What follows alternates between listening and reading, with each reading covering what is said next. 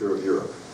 This is a critical panel, which begins the sequence of our panels and keynotes and awards. We've just concluded a day looking at the security of Europe, beginning to think about those imperatives, and that will continue through tomorrow morning. There will be a report out on that.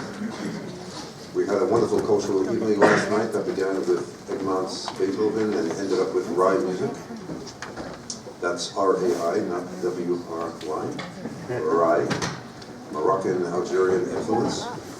We're very, very honored this evening to have very distinguished people with us and to have the collaboration of the Muslim Students Association and French House for special moments here.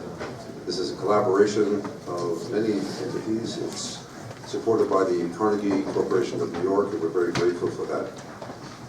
And I would like to begin this evening by simply introducing Chris, one of our first-year students who's been remarkable, as all of our EPIIC students are, in meeting the challenges of working intellectually and suspending their preconceptions and being responsible for the themes and the people who you will hear throughout the weekend. So we begin this evening. It will end on Sunday at 4:30 or 5 o'clock. I was responsible for one of the first teach-ins on Vietnam at the University of Chicago, and I guess it came from taking it. So there are many, many hours ahead of us, and I hope you will join us for much of that. And we are asking you not to be a passive audience, but to be challenging and to question what we're doing and what our honored guests are thinking about, because the dialogue and the interaction is what's core. As a consequence, we have not asked people to make very strong prepared statements, but just intellectually strong provocations, so there's time for exchange and dialogue. But again, we want the microphones to be hot and your brains to be warm. And Reese, take this away. Good evening.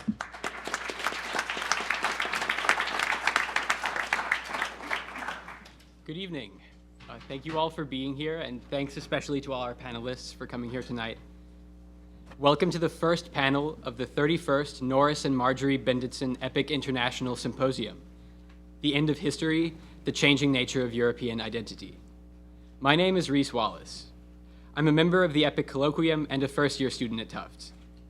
Having grown up in Houston, Texas, the hometown of former Secretary of State James Baker, I've always been interested in international relations and the central role of diplomacy as a force for order and peace in the modern world. At the core of all successful diplomacy must be an understanding not only of the realities, but also of the aspirations of the parties involved in dialogue. Following the transformational change in the European political landscape of the late 1980s and early 1990s, Baker and US leadership recognized that with the end of the Cold War superstructure, a more fully autonomous Europe would have to chart its own course for the future. European leadership in turn understood the need for more than a new policy package for the post-Soviet continent, but indeed a comprehensive articulation of shared European heritage and goals. The desire for a statement of Europeanness was not a new phenomenon, however. Following the ravages of 2 world wars and centuries of violent, destabilizing balance of power politics, Europe's 20th century leadership had yearned for the political, economic, and accompanying cultural union that could put to rest the destructive, destabilizing cycle of interstate conflict. From the formation of the European Community and NATO to the reunification of Germany and the enlargement of EU governance across the continent, the gambit for European identity has achieved notable success and experienced troubling setbacks since the project was set in motion. Could Europeans overcome Cold War divisions and nationalist pride in the interest of extending prosperity and freedom? Under whose authority would the economic, political, and social integration of Europe be directed? Was the idea of Europe as malleable to the wishes of the political elite as the Europeanists themselves hoped? These questions and others would complicate the European project for years to come. In 2016, it seems worthwhile to consider or perhaps reconsider the nature of European identity. Having recently passed the 26th anniversary of the fall of the Berlin Wall and the 20-year anniversary of the Srebrenica massacre, the European idea is under threat. Pressured by migrant influx, economic stagnation, political fragmentation, Russian revisionism, violent terrorism, and more, Europe's political and cultural coherence is being tested. Tonight, we will try to understand the foundations of Europe's core identity, the goals to which it aspires, the extent to which it is under fire, and its relevance to the future of Europe. Now, I'd like to introduce the format of tonight's discussion. Each of our 5 panelists will have an allotted amount of time to share their insights uninterrupted. For the reference of the audience and of the panelists, the timer in front of me will count down each panelist's allotted time. At 2 minutes, or 5 minutes as the case may be, a yellow light will appear and a red light will flash as time runs out entirely. In the interest of time, we ask that all panelists do their best to respect these restrictions and be concise.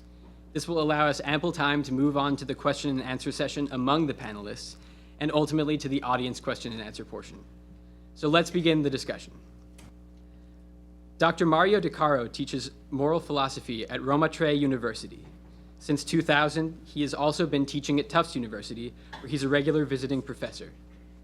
He spent 1 year at Harvard as a Fulbright Fellow and 2 years as a visiting scholar at MIT. Dr. De Caro is Vice President of the Consulta Nazionale di Filosofia, former President of the Italian Society for Analytic Philosophy, and an Associate Editor of the Journal of the American Philosophical Association. He has edited 20 collections and authored 3 books and more than 100 scientific articles in 6 languages. The asteroid 5329 De Caro is named in his honor. He works on action theory, moral philosophy, metaphysics, metaphilosophy, and the history of early modern thought. Please welcome Dr. De Caro.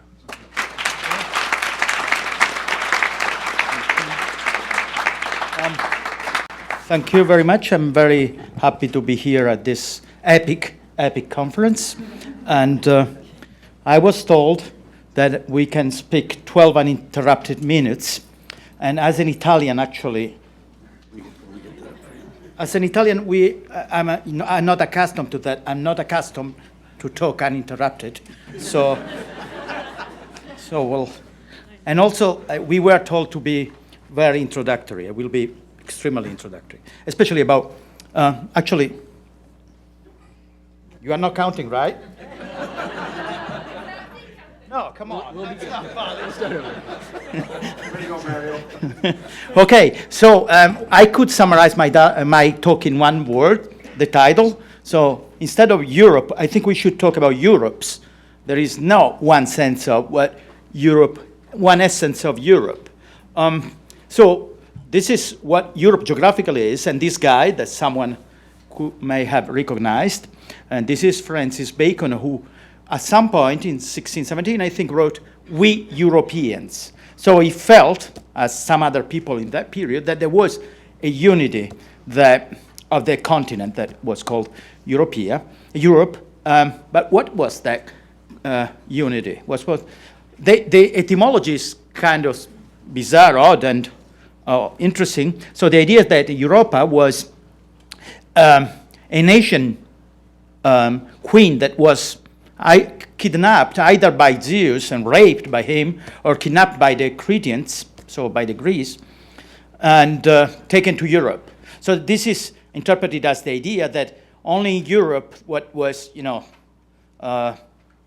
only hidden in Asia could flourish. So Europe is where really the civilization reached its peak. So there is this Eurocentric idea already in the originary myth of Europe. But now the point is, how many ideas of Europe there are? There are a lot of them. Let me list some. So there is a geographical unity. This is satisfactory in three geographical directions, but the west boundary is much less satisfactory. So it's always been unclear where Europe ends. Is Russia, what part of Russia belongs to Europe, if any, if Turkey belongs to Europe. So even geographical unity is not satisfactory. But at some point people thought Europe is where Latin is spoken, and that doesn't count anymore. At some point in the Renaissance, a glorious age, people spoke Italian, then French, now English. But speaking English is neither a necessary nor a sufficient condition for being, a specific a political entity, so it doesn't seem to work. At some point, of course, Europe was considered to have a religious unity, Christianity, but then already in the 11th century, there was the split between the Orthodox and the Roman Christianity, and so that was a big split that divided religions in Europe forever. And then there was Reformation, the English Reformation, and so on. And now, of course, it's much more complicated. Certainly, Europe is not defined by any religious unity. And also, as you may know, in many countries, perhaps all, there are a lot of secular people who do not identify themselves in any religion, much more than in the other continents, with the exception of Oceania. At some point, there was the idea that there was a juridical unity. That was Justinianus had tried to do. And then there was the union between the Saxon conception of law and the Latin conception of law. But then again, this is not a necessary nor a sufficient condition for being specific, a specific political entity. Of course, America has a conception of law similar to the British one, and many countries in the world have similar to the French conception of law and justice, so administration of justice. So it doesn't work. Even this is not, it's very vague. There may be a cultural unity. For a long time, people have thought that Europe was defined by this kind of primacy, cultural and artistic and scientific primacy. That, of course, was very ethnocentric at some point in the idea that the scientific revolution was started here, but certainly was ethnocentric, not respectful of other forms of scientific thinking, artistic expressions, and certainly is not what characterizes science and culture nowadays. Yeah, the United States are probably much stronger than Europe on this respect, even if some candidates at this election don't seem to think that this is a good idea, but we'll see. No, but none of these ideas really give us a hint about what is specific about Europe. So let's go to a more basic conception, and let's see if we can have an idea what it's the political unit of Europe. Here we can use the famous theorist, political theorist Carl Schmitt has kind of a test for this is the guy who you may know was close but not entirely identified with with Nazism. Was also had a trial after World War II, but still is respected by the left also for his own ideas, and especially for the definition of what a political entity is. For him, political entities is defined by the idea that there is an enemy. So a political community exists as long as there is an enemy is perceived. The enemy could be external, could be internal, has to be public. It's not a private enemy. It's someone that probably we don't even know, but someone who threatens us. And that's what gives the political unity to a community. And this is a way through which we can read the history of Europe. Europe has actually been interpreted in that way.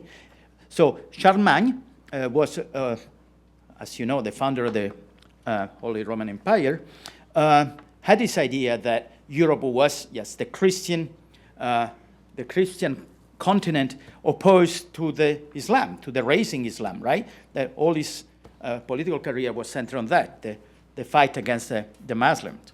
And that's one way of considering Europe. So against the Islam, that was the beginning of a long fight. And then there was a famous discussion in the Middle Ages, in the late Middle Ages, between who was really interpreting, ruling over Europe. Were the popes or were the emperors? And they had different ideas what Europe should be, of course. And that was a long dispute in which there were a lot of wars, a lot of conflicts, and the idea was, where is Europe going? Who is the enemy? They interpret each other as the super enemy. So the followers of the Pope and the followers of the Emperor have different ideas what the European community was. And this is another stage of the never-ending conflict with the Muslim world. The Crusades and the famous Battle of Lepanto were occasions in which the countries of Europe and the rulers of Europe that were constantly fighting with each other stopped their fights in order to fight the external enemy. So, for example, the Crusade number 4 had the king of England, France, and Germany, or some parts of Germany, fighting together against the enemy. And so was Lepanto, where, troops on the navy from all over, a fleet of ships from all over Europe were fighting against the Muslim fleet. Napoleon had an idea, and here the enemies, of course, for him were all the traditional powers. And he presented himself as the interpreter of the French Revolution and the New Order, and all the others were enemies of the modern Europe. That's the way he presented himself. And the Congress of Vienna was the response of the whole the ancient regime to Napoleon. Again, now the enemies were, Europe was defined as, the traditional idea of what it was, the traditional rulers, and the enemy, the internal enemy, were people coming with a social and political agenda of the bourgeoisie, trying to share the power with the aristocracy, and they were seen as the enemy of Europe, and that was the beginning of a new phase, of course. And then this is interesting here, colonialism. The idea is, again, Europe was one thing and had one duty, to colonize. This is Rudyard Kipling, as you can see, the writer of the Jungle Book, who thought that it was a moral duty for Europe to colonize the other countries. Again, it's us and the others. The others are, uncivilized, and it's our duty to conquer them, help them to become civilized as long as they can, of course. And that was the more humane phase of colonialism. There were others like Rhodes. Rhodes said I would colonize the galaxies. That was the spirit of Europe. Let's go and colonize as much as we can because we are superior. That's the idea, right? That was for a long time part of the European spirit. And then it's a sad example of what of an idea of Europe. Certainly, Hitler had an idea of what Europe should be, a series of colonies of Germany. He presented it as an idea of what Europe really was, so the Aryan Europe. Fortunately, didn't succeed, but that was another idea. And now, we have contemporary enemies. All these pressures from the migrants is conceived as what is threatening our civilization, the European civilization. So it's again, can be read in the Schmittian spirit. We are here and we have these enemies from which we should defend ourselves because they threaten our own civilization. And that's the way it's categorized.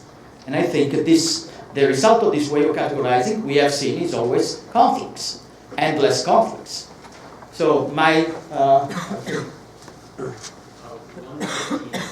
I have an interrupted minute. Okay, an interrupted minute for saying that this is not the only way of conceiving politics. There are others. One that we could think of is what about an Arendtian political entity? So what about conceiving Europe in a different spirit? Not as something that is opposed to an external or internal enemy, but someone that embodies the idea of what politics is for Arendt. For Arendt, the politics is what really defines us and is inextricably connected with freedom and respect for the other. So this is the idea that she felt was present in the Greek polis.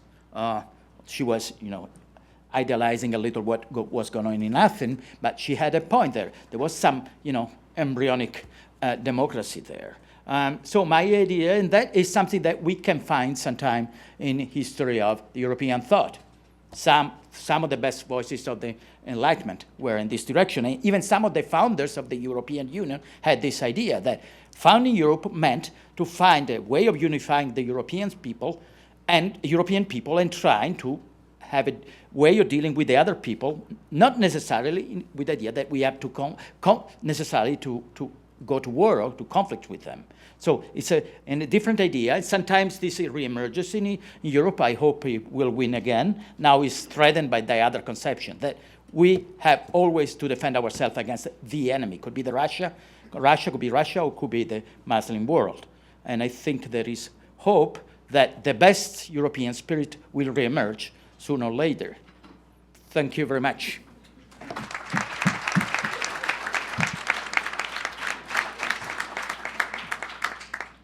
Thank you, Dr. De Caro. To present the Jean Mayer Award to Dr. Jocelyne Cesari, I would like to invite Hannah Gersten, a senior French and international relations double major, and Obaid Farouki, a political science and computer science double major, representing the Tufts Muslim Student Association, to the lectern.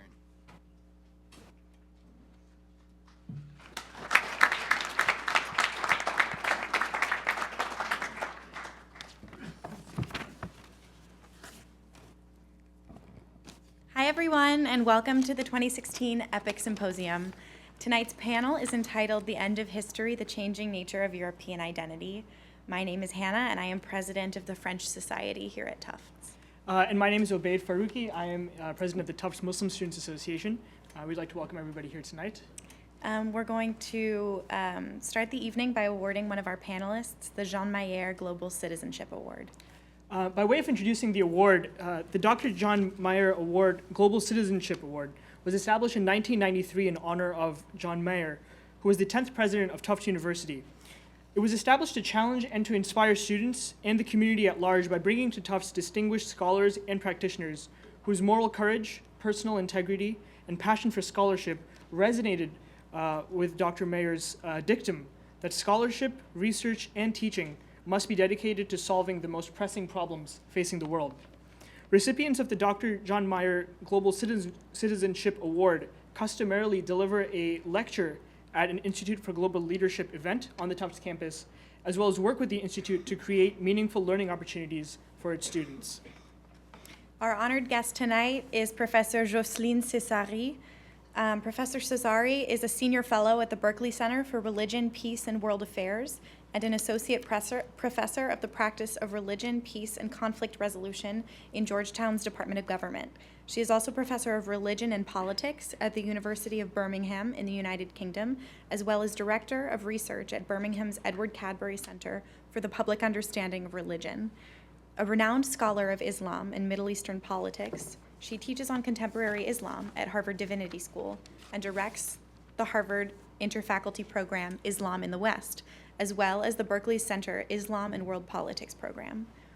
Professor Cesari's research focuses on Islam and globalization, Islam and secularism, immigration, and religious pluralism. Recent books include The Islamic Awakening, Religion, Democracy, and Modernity, and Why the West Fears Islam, an exploration of Islam in Western liberal democracies. She coordinates a major web resource on Islam in Europe, www.euro-islam.info. A French political scientist, Professor Cesari is tenured at the French National Center for Scientific Research in Paris. However, what speaks even more strongly than Professor Cesari's academic career is her work itself. I would like to share a quotation from the 2015 Oxford Handbook of European Islam, which Professor Cesari edited. To avoid a unilateral symbolic integration of Muslims within national communities would require a dramatic change in the current liberal and secularist narratives. It is a daunting task, but it can be done. Then, instead of being a disciplinization of the bad Muslims, Euro-Islam could mean symbolic integration of the Islamic heritage and cultural practices within different European national cultures without endangering the basic principle of equality between citizens. So for all of her hard work and for her commitment to academic excellence, it is our honor tonight to present her the John Mayer Global Citizenship Award.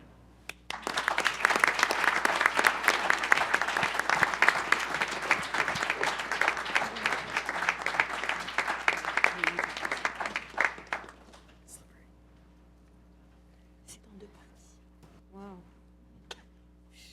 The whole world. Wow. Thank you. You're very Thank welcome. You. I'm Thank very, you. very proud. This is beautiful. Thank you.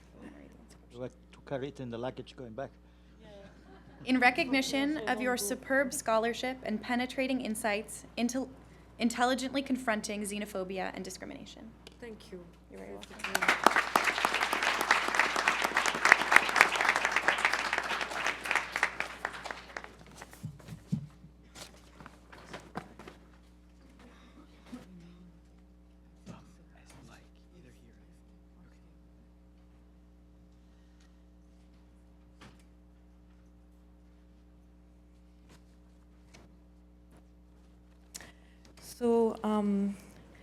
First, I want to say I'm very flattered and honored to receive this award, and it pleases me very much because I think of myself as a global citizen. So it's a very nice validation here. Thank you.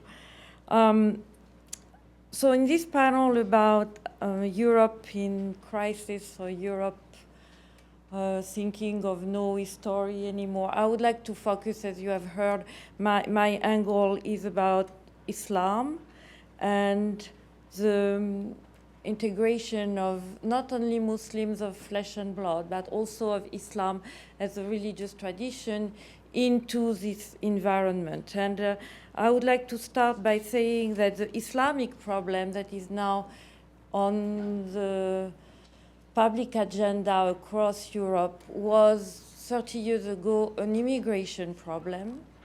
And it has been very fascinating and disturbing for me to see the changes in phrasing and framing the condition of this Muslim immigration, and how a question of labor market and flux of immigrants are still very present, but they are not said anymore in terms of economy or social issues. They are not phrased in terms of religion and cultural challenge.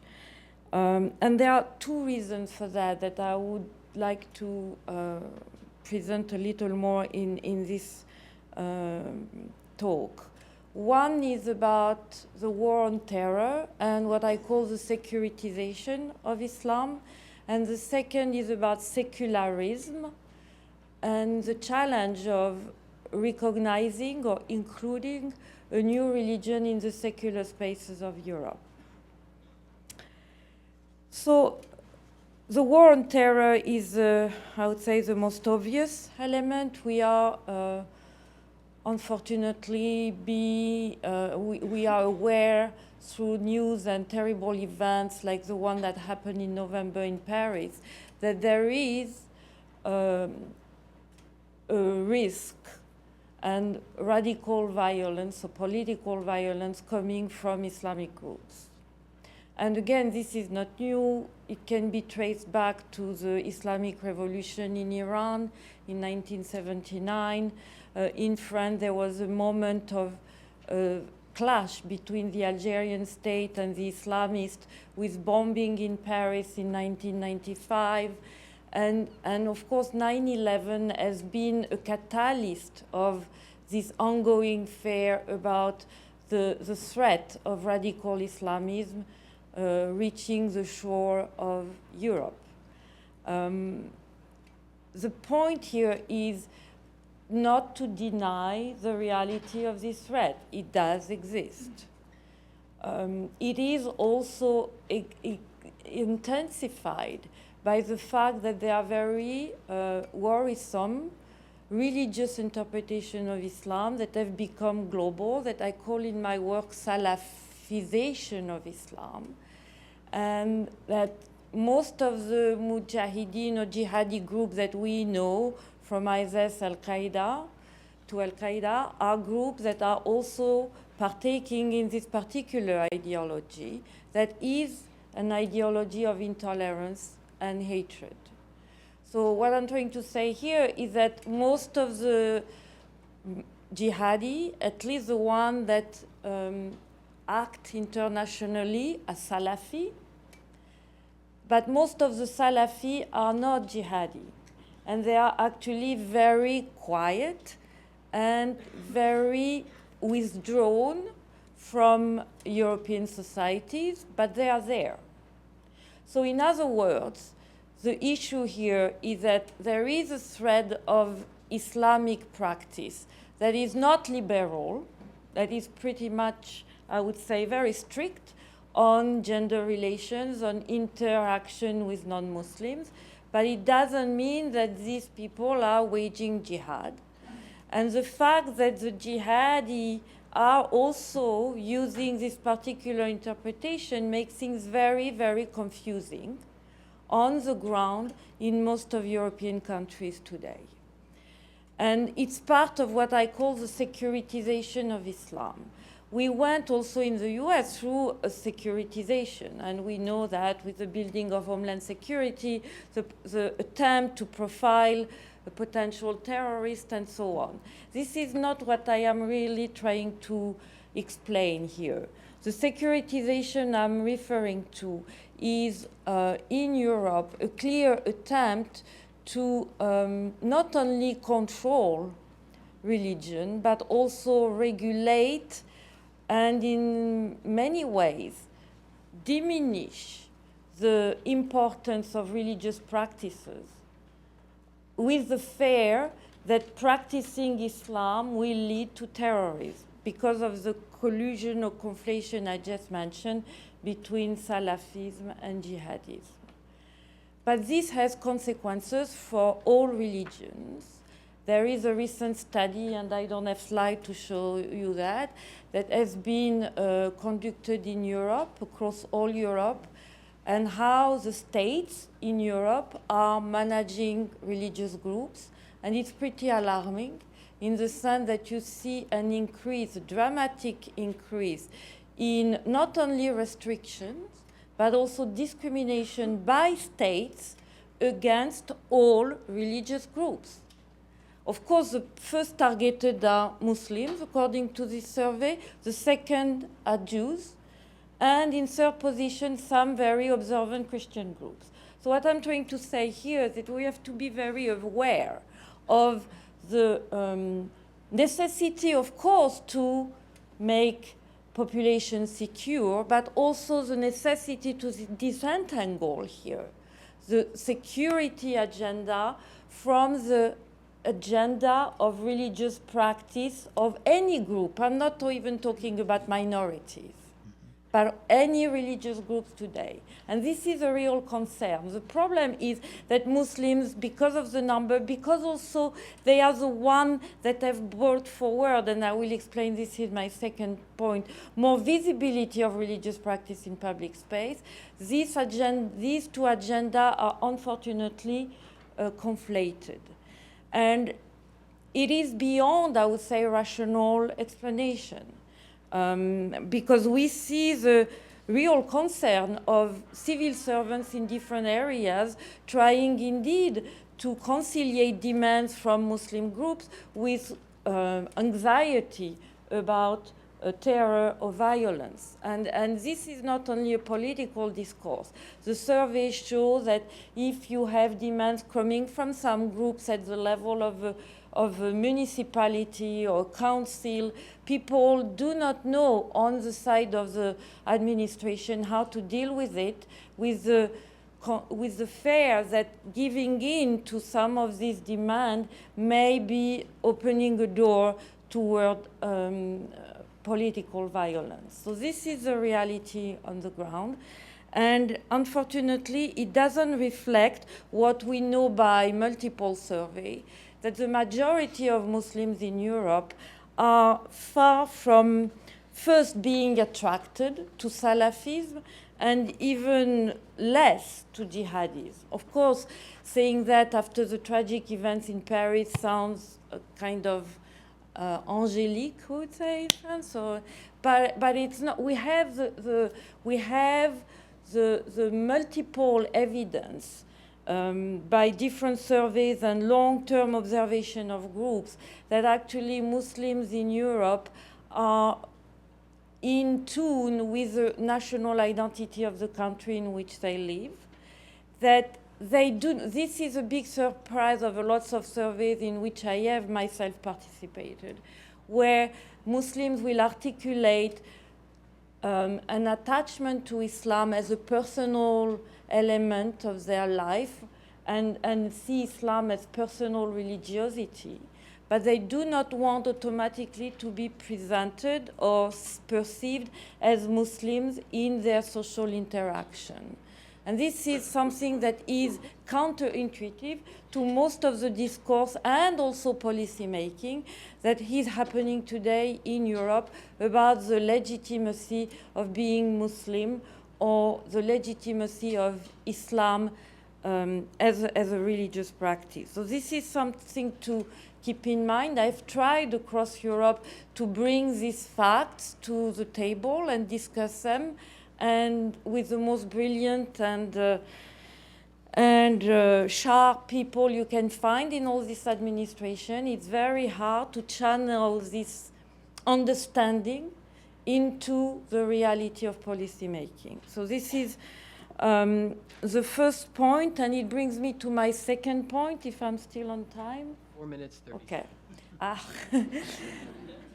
My second point, and it's related to that, is the incapacity for not only European politicians, or the challenge for European politicians, but also lay European citizens to understand the legitimacy of some Islamic practices in public space.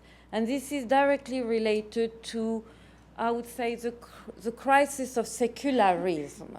Secularism, if you think of it, in the literal sense, it's an ideology.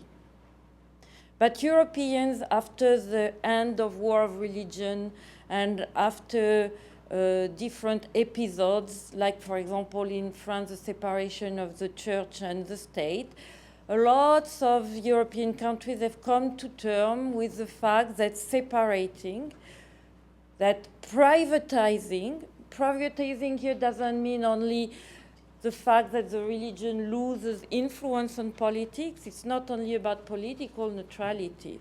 It is also about the withdrawal of religious influence on society. And third element, the decline of personal religiosity. So these three elements are part of a myth that most of European societies share, that this is the fate of religion in their space. I don't want to enter in the discussion of are all these three elements really present, even in the reality, the political reality of these countries. We can argue about that. Besides France, to my knowledge, no other European country does separation, okay? But you have still the idea that we need a separation. What we need is a political neutrality on both sides, meaning the state doesn't interfere into the business of religion, but the other way around. No religion interfere into the business of the state. Yeah?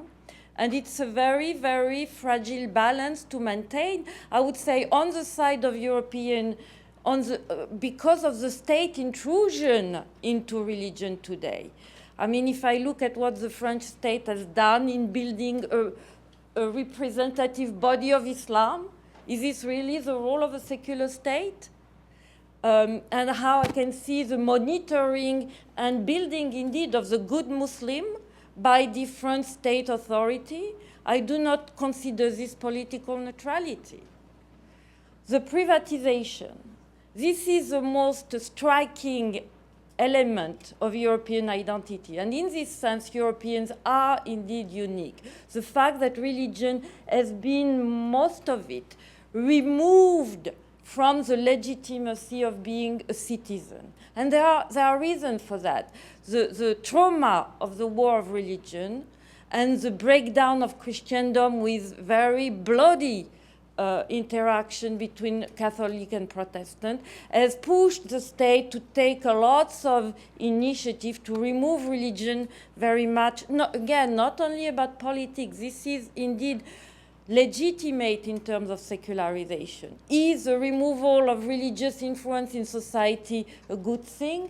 I'm not sure about that. I live now in the US, and religion has a lot of social legitimacy here. Actually, to be a good citizen is to be a good believer. Try to say this to a French, for example. You're going to run into lots of problems. But the two countries separate, right? I mean, so you see here, and we have sufficient surveys across the world to show that this privatization of religion in Europe is the most, is the highest, so to speak. And this is a very interesting point because what? Muslims have practices that I would say, quote unquote, spill over in the public space. If you wear a headscarf, you don't wear the headscarf only for the mosque and not for your home. You have to wear your headscarf in the social relations. I remember a very surrealistic discussion between some of my French colleagues and young women wearing the headscarf, and these colleagues were saying to these young women, we have no problem with you wearing the headscarf, as long as you wear it at home. And the response of the young Muslim women was, you know, this is, at home I don't have to wear the headscarf.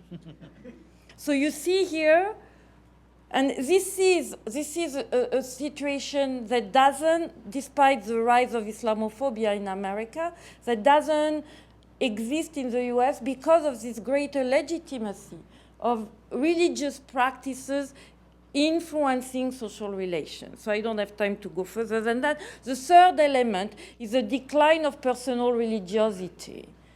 Interesting. Again, this is the level where Europeans are also different from Americans, even though there is a growth of non-affiliated or non-religiously identified Americans.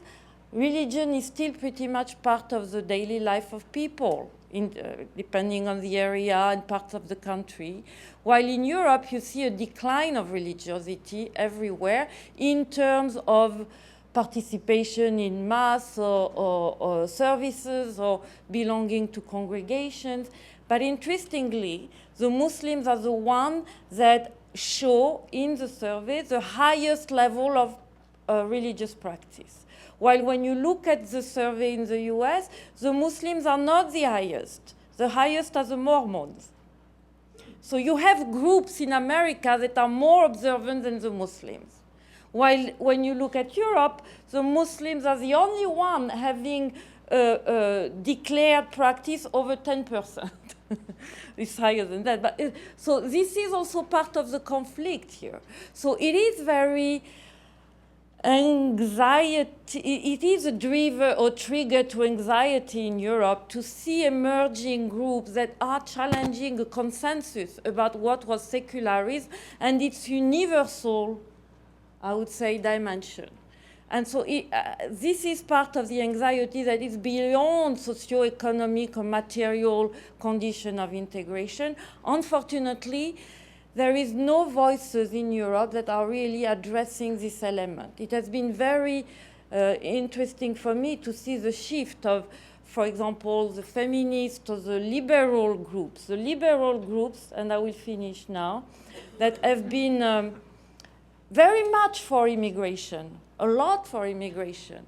Once you come about the protection of religious freedom of Muslim groups, nobody is there, because the idea is no freedom for the enemy of freedom, like Saint-Just said during the revolution. And this is a big issue here, because the Muslims are left alone in trying to rebalance the visibility of religion in public space. And I'm not even saying support from other religious groups, because all these other religious groups went through the same ordeal before. So everybody for itself. So this is also a big issue here that reinforces the isolation, what I call the symbolic. It is not only about social issue. It's also being, you know, the representative of a religion that is not welcome as such in a lot of this social interaction. So I don't have solution to that, but I think you need a lot of political courage today in Europe not to surf on the Islamophobic wave and to try to rediscuss freedom, including religious freedom, in the European context. Thank you.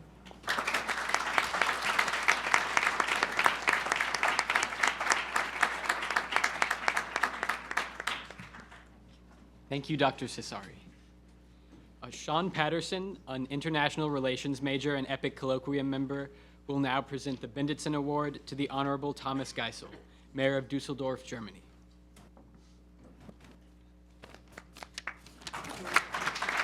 Hi there. Thank you, Reese. Thank you again to our wonderful panelists for coming, and thank you to you all for joining us this evening. I'm honored to be here today to present the Robert and Joanne Benditson Public Diplomacy Award to Mayor Thomas Geisel of Dusseldorf. The Bennetson Public Diplomacy Award was created to recognize public officials, intellectuals, and individuals who have distinguished themselves in their efforts to bring about reconciliation and to redress inequities in the world. We have identified Mayor Geisel as an accomplished recipient suited for this award for his studies as a John J. McCloy Fellow at Harvard University and for his record of service for the city of Dusseldorf. Here to discuss the efforts of Mayor Geisel and the significance of his work in Dusseldorf during the current migration crisis is Dr. Matthias Ries, Professor of Philosophy and Public Policy from the Harvard Kennedy School and a representative of the Kennedy School's prestigious John J. McCloy program. Please give him your warm regards.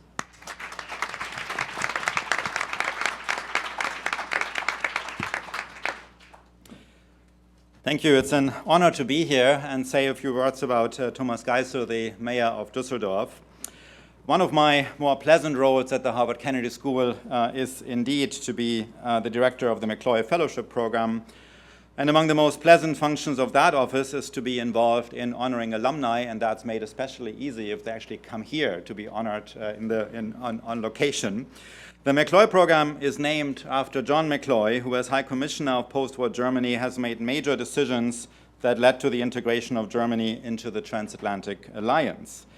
This program was founded 35 years ago when transatlantic relations were at a very serious low, a fact to remind us that we can never take for granted that relations between countries are reliably good, even if these countries normally are allies. It takes much personal engagement by a lot of people across the societies to keep relations tight. The purpose of the program is to make a small contribution to that, to bring half a dozen Germans into the Kennedy School degree programs annually. Being a school of public policy, we are not just bringing them over to contribute to transatlantic relations, but also to prepare them for careers geared towards the public good. Thomas Geisel was in the program before my time, so we only met much later, in fact, just after he had decided to run for that office of mayor of Düsseldorf. Düsseldorf, as I'm sure Thomas would agree, is a very important city in Germany. It's the state capital of Germany's most populous state, North Rhine-Westphalia. It is a very important business hub and home to well-known trade shows. It's a very international city, being married to a Japanese. In fact, I'm delighted to report in particular that they have a very flourishing Japanese expat community and in fact celebrate a Japan Day in Düsseldorf. Now, one of Germany's most irreverent poets, Heinrich Heine, was born there. He famously wrote that if he thinks of Germany in his sleep, he will lose that sleep. But he also wrote about Düsseldorf, I was born there and I feel I have to go home. So Düsseldorf is the exception. All of that, these translations, this all sounds much more poetic in German, but I spare you that. The city of Düsseldorf is deeply committed to the arts also. Some even say they have good beer there. The old city is known as the world's longest bar, and the city is famous for its carnival. Now, many of you will not know this about us, that Germans are heavily into carnival, and as a Westphalian myself, I should say, it's really those guys on the Rhine that are heavily into carnival, but in fact they really are, and nobody more than our friends from Düsseldorf, which also means one thing you must in fact do to hold office in Düsseldorf, you must win over the Carnivalistas for your campaign. So Thomas's election campaign famously included a gymnastic performance of cartwheeling, an important part of their carnival tradition, and that did that particular trick. You could ask him to do this for you, but let us take my word, he can do it. We shouldn't really, but he can do it quite admirably. And also, as a father of 5 daughters, Thomas must have learned at home, which is a household of 1 male and 6 females, all skills for creating harmony out of imbalance. But more seriously, he won because as somebody who didn't come from within the party hierarchy, was switching into public service from a successful private sector career, and who ran really against the odds, he convinced voters in a high-quality election campaign that he was simply the best person for the job. Somebody who deeply cares about the well-being of the city, who knew how to go about promoting that real well-being, and to do so while involving people in actually making that happen. At the Kennedy School, we take all the credit for his victory and his subsequent work. Challenges, of course, arrive quickly. One should not think of running the city as a cakewalk, no reference to Carnival intended here. Düsseldorf is, in fact, a wealthy and successful city, yes, of course, but some parts of it are not doing as well as others, and dealing with the resulting challenges looms very large on the city's agenda. And then, of course, the refugees started to arrive. First of all, I want to say that as a German, I am proud of what the country has done to welcome refugees. Other European countries and the United States have deeply embarrassed themselves morally through their standoffishness. As a political philosopher, I believe that as a matter of justice, Germany just did what it had to do. But it is one thing for the Chancellor to make the commitments, which in fact she did, and quite a different thing for cities to deal with the consequences. They have done so with varying degrees of success. Düsseldorf is currently housing about 6,700 refugees, and that means 67% of the 10,000 to which the United States is currently committed as a kind of promise for the future. And it has swiftly undertaken administrative changes to make them feel integrated. Most importantly, the leadership of the city has succeeded in unifying the city population behind the efforts by integrating civil society organizations into their activities. The city, and decidedly the mayor, also took a critical stance against right-wing groups that aimed to communicate to the refugees that they were not welcome. In a controversial decision, the mayor had the public lights turned off literally to keep those who wanted to articulate belligerence from becoming too visible. Cities are important. Cities are where people live and work. Cities are where people encounter each other and either learn how to get along or not. Cities are where citizenship really comes alive. City governance is among the most underpraised domains of public service. I am delighted that a Benditson Public Diplomacy Award Committee does have cities on its radar, and thus allows us on this occasion to destroy praise on one person who distinguished himself by providing leadership at a time when it was badly needed. As director of the McCloy program, I am delighted that it is also part of German-American relations that this accomplishment is honored at this eminent American university. Congratulations to the Benditson Committee for their discerning judgment. And of course, first of all, congratulations to Thomas Geisel, McCloy alumnus and mayor of Düsseldorf, for setting an inspiring example for how to run a city.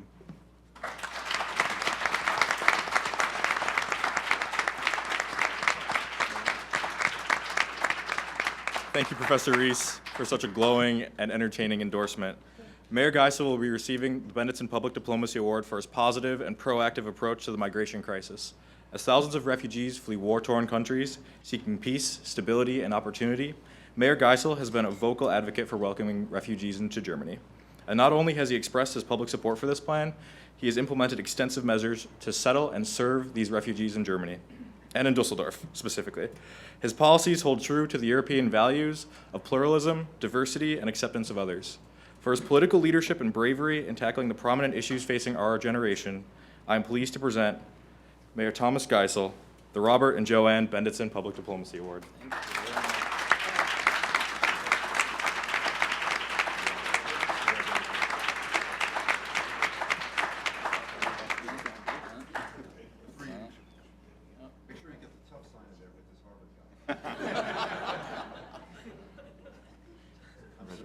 Thank you so much for that.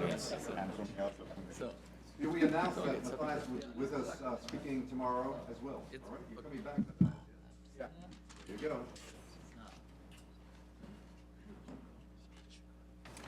Well, thank you so much. I'm deeply honored and very flattered by your speech. That was very kind indeed, and basically you guys have now said everything that I was supposed to say, I guess, but maybe just, I mean, people in the US seem to be deeply, how should I say, concerned about what's going on in Germany, in particular in Europe in general.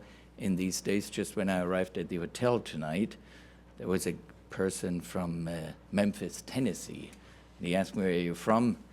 And then I said, from Germany. And then he said, hey, and what do you say to this invasion in Germany? So it seems to be a matter that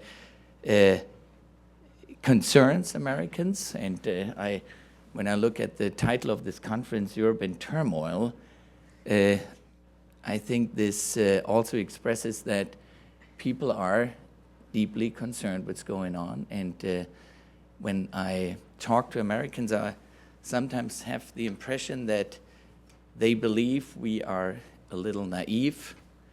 We are maybe not aware that there are people coming that may be undermining the very fabric of our societies.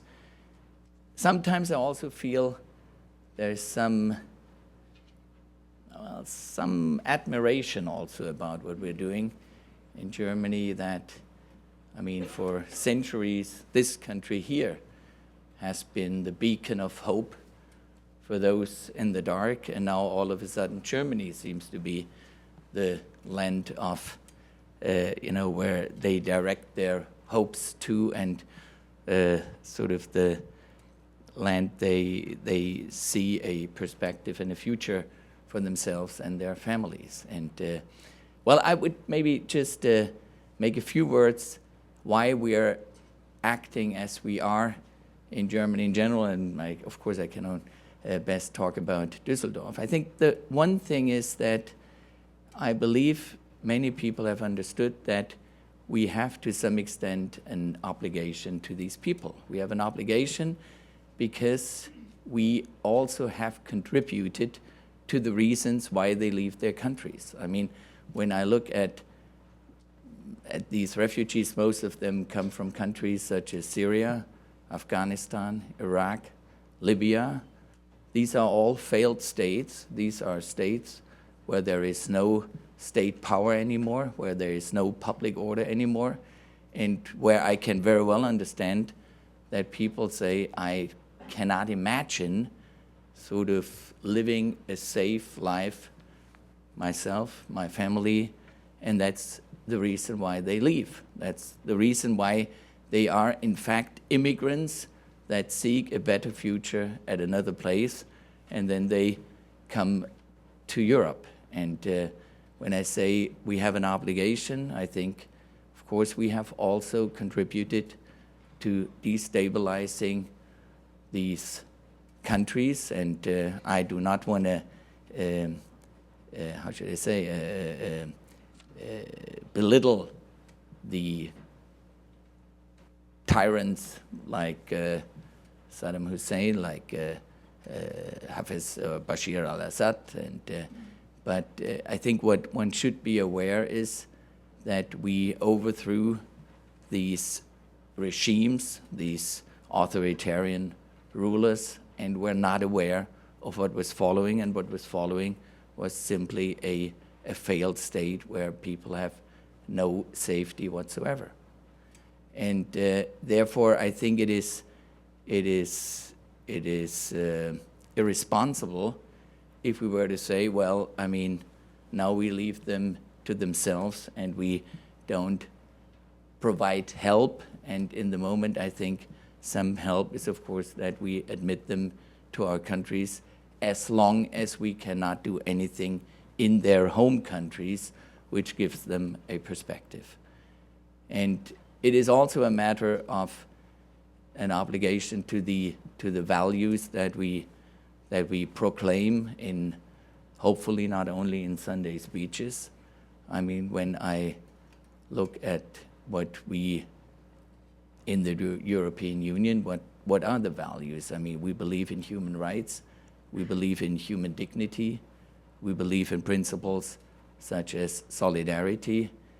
And when I see what's going on in some European countries where they want to build walls again and barbed wire fences just to keep away people that are prosecuted, and they simply, I mean, they seek a safe haven, so to speak. And I find it particularly tragic that a country like Hungary, for example, I mean, they knocked down the Iron Curtain back in '89, and they are now the first to erect new fences and to erect a new Iron Curtain. And I believe when it comes to the credibility of Europe, this clearly is the best means to undermine it and to, well, to undermine what could be a European identity. And I think a European identity must be based on some shared values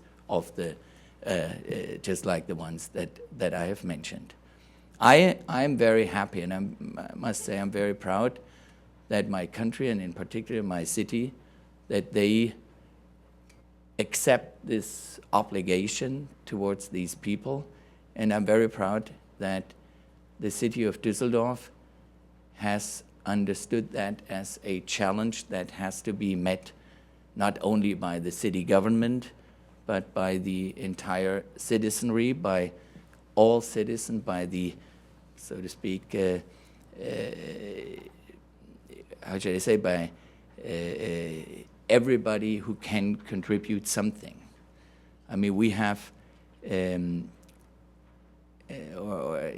this finds its expression in an institution that I have founded some 13 months ago, right after I took office, what we called a round table, a panel, asylum seekers and refugees. That was at a time when we could not yet foresee the very dimension that this challenge would take. But what was very good that we established through this panel, and everybody participates. I mean, all the agencies, the offices of the city administration, the churches, the help organizations, charities, the business community, sports association, everybody who can contribute to accommodate these people, to look after these people, to integrate these people into our society. I mean, when we established this panel, it was clear, and we established what I somewhat later on called a hegemony of decency. That means that the city says, I mean, this is a challenge that we need to meet together, and in a way it is a litmus test of whether we really live the values of, so that humanity, diversity, openness that Düsseldorf likes to describe itself with. And I think the citizenry of Düsseldorf has very well taken on this challenge, or complies with this promise, so to speak. And I must say, what I find particularly remarkable is that, I mean, of course we have set up provisional housing for these 6,700 refugees that we today house in Düsseldorf, and quite a few of these, how do you call that? These housing arrangements, these containers, you know, where we try to accommodate these people in a humane way, are in fairly well-situated, fairly affluent neighborhoods. And of course, these people were not happy to have these new neighbors, but we could convince everybody that they would not take the case to court, where they may even have had a chance, you know, based on planning laws and all that stuff. I mean, of course, we had to improvise, and sometimes you don't comply with all the rules that planning and building laws foresee, but we were not sued one single time. And that is what I call this hegemony of decency, because everybody understood, and nobody wanted to be the one who would say, well, I follow here just my selfish interest. Everybody understood that this is something that needs to be borne by the entire citizenry, as I said. And so I must say, of course, I do not want to by no means belittle the challenge. It's the biggest challenge that German cities today are facing. I mean, Düsseldorf is a city of 630,000 people. We are a fast-growing city. We had already a housing problem before the refugees come. Now, of course, this situation has been aggravated very significantly, and so I mean, it makes already existing challenges and problems even more severe. But well, sometimes it also helps. I must say that it gives, of course, a push. It makes administrative processes much faster, and it also helps us to successfully lobby against complicated laws that slow down processes. So I always say nothing is so bad that it wouldn't have its good sides to it either. So some of the challenges our administrations are facing are now sort of even more urgent to be dealt with than they would have been without this challenge. But well, maybe one thing that is, of course, very important, and this also needs to be addressed. I mean, people from the Middle East, they come from a very different cultural background with different values. And I think, and I also said that from very early on, they are immigrants. They are coming to our country because they believe, and I hope they continue to have all reason to believe, that this is an attractive place. This is a place where they can, well, as they say in the Declaration of Independence, where they can pursue happiness, where they can really build a future for themselves and their families. But of course, they need to comply with the values that we cherish in Germany. And of course, the values that we cherish is, I mean, Germany has been a very diverse culture, a very diverse community for many, certainly after the war. I mean, you know, we have accommodated so many refugees from the former eastern parts. I mean, we have a community of what we used to call guest workers in the beginning, but of course there were also immigrants from Italy, from Spain, from Greece, Düsseldorf today has a population with more than 30% of the people in Düsseldorf have their roots outside of Germany. So we are already very diverse. And therefore, I mean, values does not mean sort of what some people identify or associate with typical German Seppelhut and Bierfest values. That's not what we're talking about. No, I think the most important value in a city like Düsseldorf is that everybody needs to understand that different ways of life, different ideas of a pursuit of happiness can easily coexist in a sense of togetherness, and everybody must have the respect for the other.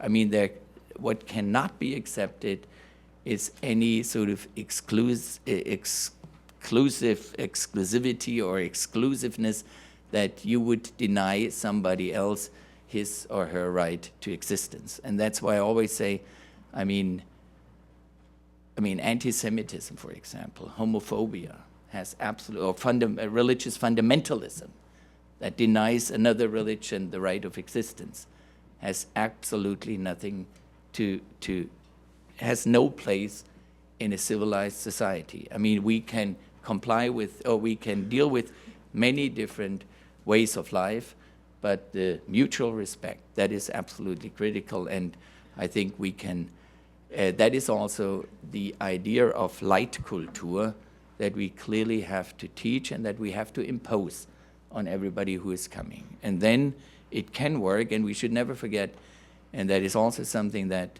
I think helps us to maintain the support for this welcoming attitude we have towards refugees. I mean, we are a shrinking population. The indigenous population in Germany is shrinking. We depend on immigration in order to maintain our prosperity, our living standards. This is definitely true, and therefore, in the moment, the problem is, of course, it's too many people in too short a period of time, and that's why we have to improvise. But I would think so far, so good, and I would hope that we continue that. And, you know, when of course, people are now concerned in Germany. Do I still have? Oh, shoot, That's okay. I'm almost done. No, I mean, people are concerned, and you know, I mean, in Germany we are, and we have good reasons to be. We are very sensitive when the extremist right-wing parties, when they gain. And there's a party that has the name, I'll Alternative for Germany, Alternative für Deutschland, AfD, which is an extremist right-wing party. They are now in the polls in an order of magnitude of 10%. This is, this is alarming, but when we look, we had 1 million refugees arriving in Germany and just in the last year, and we have the right wing at 10%. This is far less than the Front National in France. This is far less than almost all right-wing parties in other European countries. So I think that shows that there is the absolute mainstream in Germany still has an attitude of welcoming these people and sort of, certainly not, ignoring the values that we cherish, and that is important. And I also think it is not bad for our country to be, for many people, a beacon of hope. That's so much for that.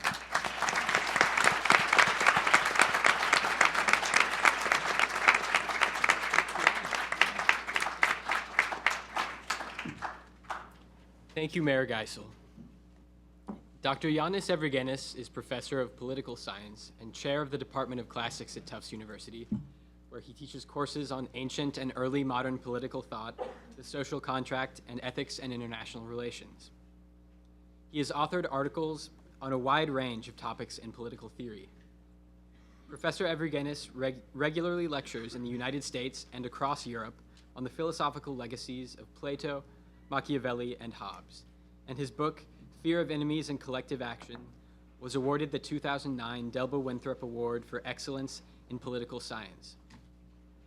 Combined with his extensive scholarly achievement, Dr. Evrigenis' tenure as Second Lieutenant Quartermaster of the Hellenic Army undoubtedly adds texture to his comprehensive understanding of Europe's political and intellectual histories. Join me in welcoming Professor Evrigenis to the pen.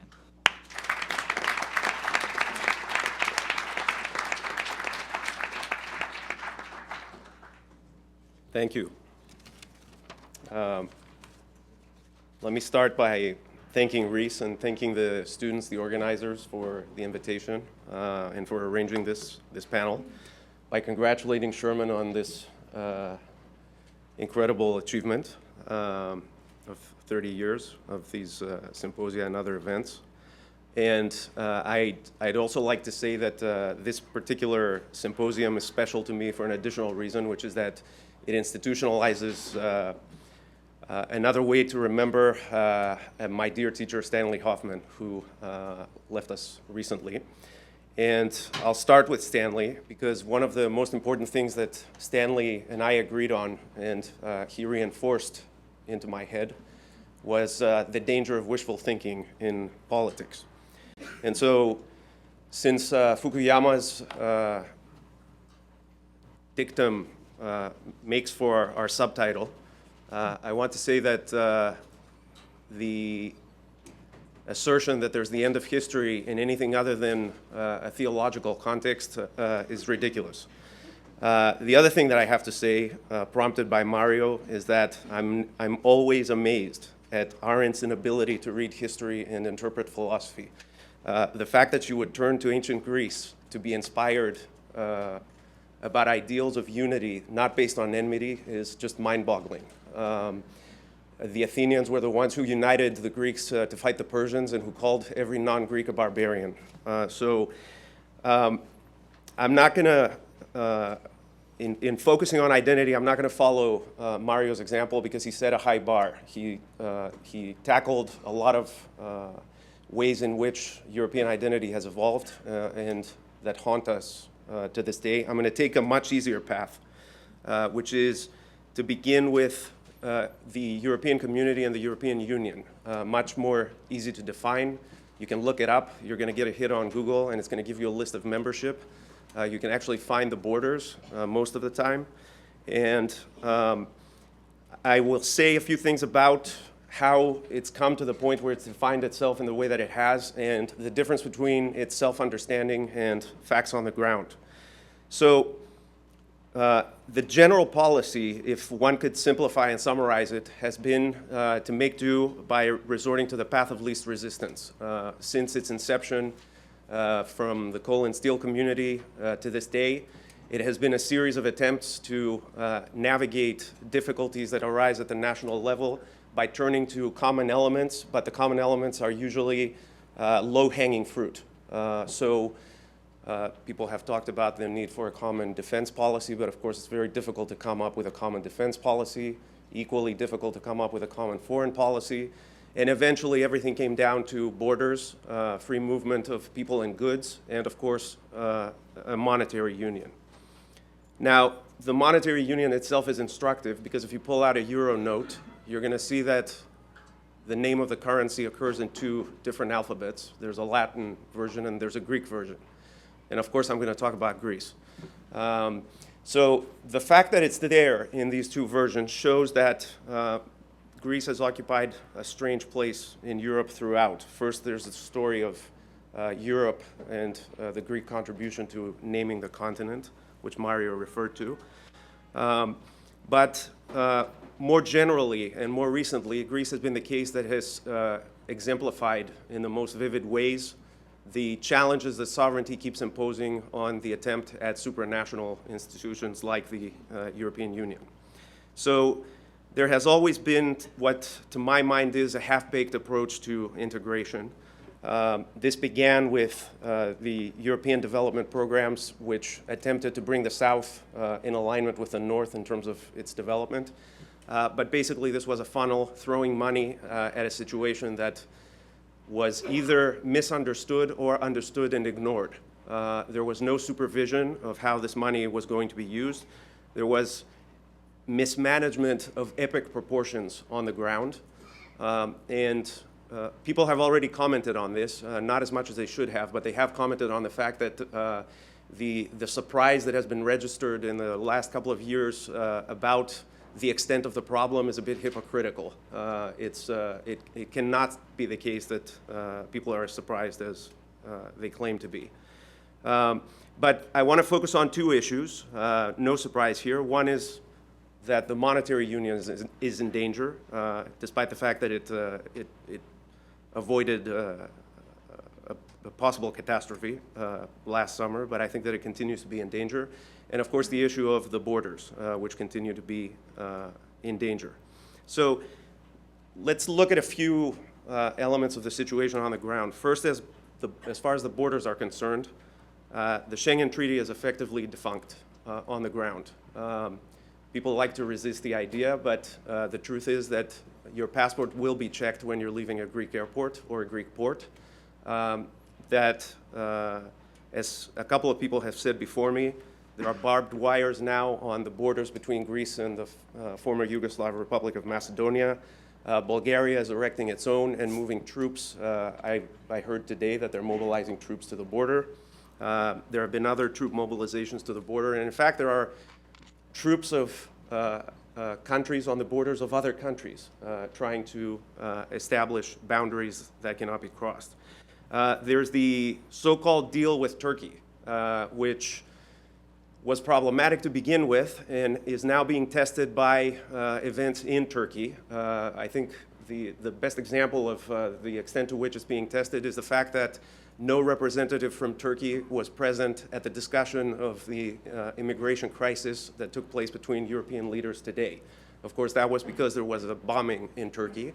But Turkey right now hosts, I heard, approximately 2.1 million Syrian refugees. And people are speculating that what's going on in Turkey right now is going to make it only more urgent for these people to try to cross the Aegean and make it into Europe while they can. Now, the last thing that I want to say about the borders is that recently, you've probably heard that the European Union asked NATO to begin to patrol in the Aegean. This is a multi-dimensional can of worms. The first issue that it raises is, of course, the borders between Greece and Turkey, which have been contested for a long time, formally and informally. NATO is supposed to be there in an observatory role, but the presence of NATO and the invitation is seen by people who are afraid of Turkey and Greece as opening the door to a challenge to Greek borders, is seen by Turks as an invitation to interfere within the Aegean, and is seen by everyone else who has any kind of interest in the Aegean as an opportunity or a potential source of problems. On the financial level, the way things look on the ground right now within the Eurozone is that in one of its countries there are capital controls still to this day. There is a plunge in the stock market that has brought it into 1980s levels. There is no possibility of development because the extent to which the development could come from within is hindered by the constant taxation in order to meet the demands of the creditors of Greece. And there's really no incentive for any foreign investor to go to Greece and put money and expect that there will be a return. I'll just cite one description of the situation. The World Economic Forum said that your money is safer in Botswana, Rwanda, and Tajikistan than it is in Greece. There's a perpetual taxation, which is stifling the economy, and the need to come up with funds when you've cut back as much as you can and the state has stopped paying its suppliers is ever greater. But of course, the people who can provide these funds have been taxed to such an extent that they're running out of money themselves. So this tells me that the possibility of returning to a situation like last summer's is in fact increasing. And this time, I don't know what the willingness will be of people to overlook criteria, to overlook boundaries, to overlook rules, and to just keep pouring money into the situation. The last thing that I want to say about the situation on the ground has to do with governance. You've already seen fissures in the structure on several occasions, but I want to focus on some that have manifested themselves sharply in the last year. The first of these is that in the negotiations surrounding the European crisis focused on Greece, you witnessed the Chancellor of Germany and the President of France getting together and discussing things on their own before they talk to anybody else. And this signals that if you weren't aware of it, there are different tiers in Europe, whether you like it or not. This impression was further strengthened by the fact that there was a meeting of the original 6 countries recently, again excluding everybody else, and signaling that there is yet another track. The additional consideration, which I think makes things even more interesting and problematic, is the possibility of a Brexit and the extent to which there is opposition to the European idea, even in a place like Britain. I just want to say one, or rather 2 final things, and these are really last-minute observations based on the news of the last couple of days. The first thing is that while I agree with what a couple of our speakers have said, and a lot of people are saying about extremism, I'm also worried about average people. It's very easy to worry about the extremists, and we know, in a sense, what that problem has been.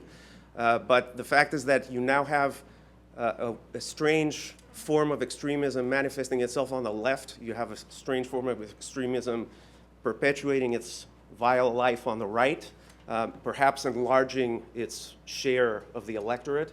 But you also have a lot of average people, a lot of people who belong in the mainstream, who are saying things and doing things which are reminiscent of very alarming periods in European history. So I'm also worried about normal people and average people. And this last thing is really a non sequitur, but I have to tell you that I was watching the news today, and the Greek Prime Minister, as he was leaving the meeting about the immigration crisis, made the statement to the press that Europe cannot mean rules for some and ad hoc exceptions for others. So if that's not an irony, I don't know what is. Thank you.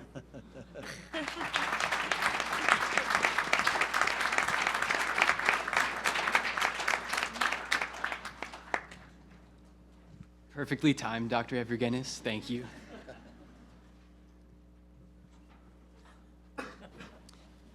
Andreas Farlistal is a political philosopher particularly interested in puzzles of globalization and Europeanization.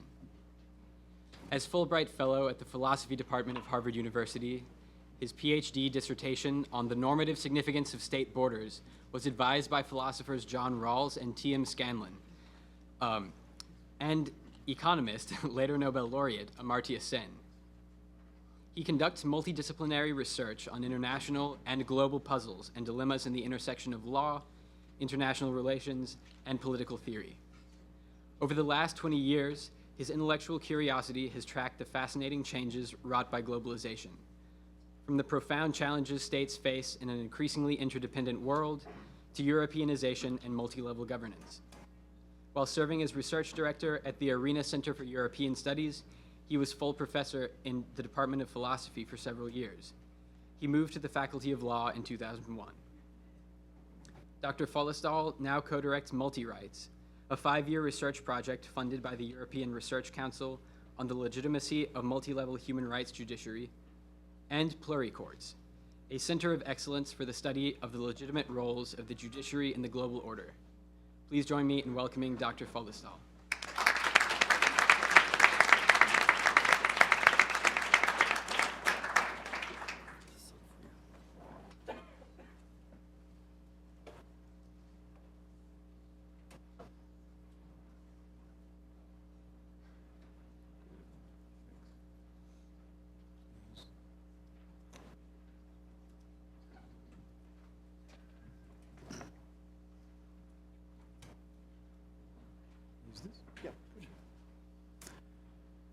Dear Reese, Aaron, and Sherman, thank you very much for the invitation to this amazing event.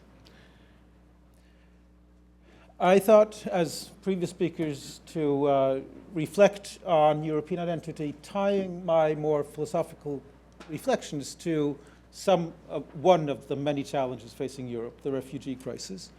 And drawing in part on my memory of Stanley Hoffmann in selecting that. I had the great honor of being his teaching fellow now almost 30 years ago, I realize.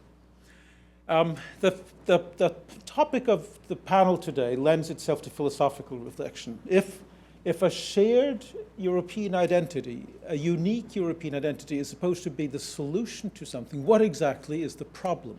That is the leading issue that I want us to reflect on, drawing a bit on some of the topics addressed before.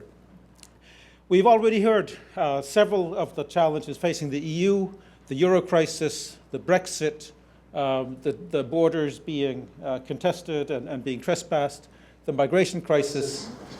It seems from some of the discussions and from the invitation that somehow a shared European identity will somehow help Europe address at least one, if not all, of these problems. And I'm wondering what exactly is supposed to be the value added of a European identity in addressing these issues. And I think we've had, particularly from Thomas Geiser, some moves towards explaining exactly what role this identity means. But I want to draw your attention to what exactly the values that should be shared would be. What are these values? What are those beliefs? And in particular, must they be unique to the citizens and the authorities of European Union, not to be shared by other persons in the world? This seems to be a fairly common assumption by authors and politicians and intellectuals. I'm puzzled by this assumption, and again, previous speakers on the panel, I think, have agreed with me that this is not so clear. I choose the asylum crisis for two particular aspects, again, drawing on the luminous insights of Stanley Hoffmann. First of all, how to deal with the asylum seekers is not the central issue of European integration, how to deal with other Europeans, but rather how to treat outsiders. Secondly, the duties of states in this regard are less influenced by the anarchic competition between states that drove very much of Stanley Hoffmann's call for moderate realism in the normative aspirations. The content of these duties is not so dependent on this competition and the partial compliance. They may partly be caused by the role of Europe destabilizing some of the countries these refugees are escaping from, but the content of these duties seem to be somewhat robust, insulated from this competition. So the challenge is that the refugees are a burden to the Europeans. They know that, but the distress they're in is so great, they cannot but beg Europeans, Americans, let your mercy overcome the ruthlessness of those who have taken everything away from us. This is the challenge. What is the appropriate response of European states and the EU?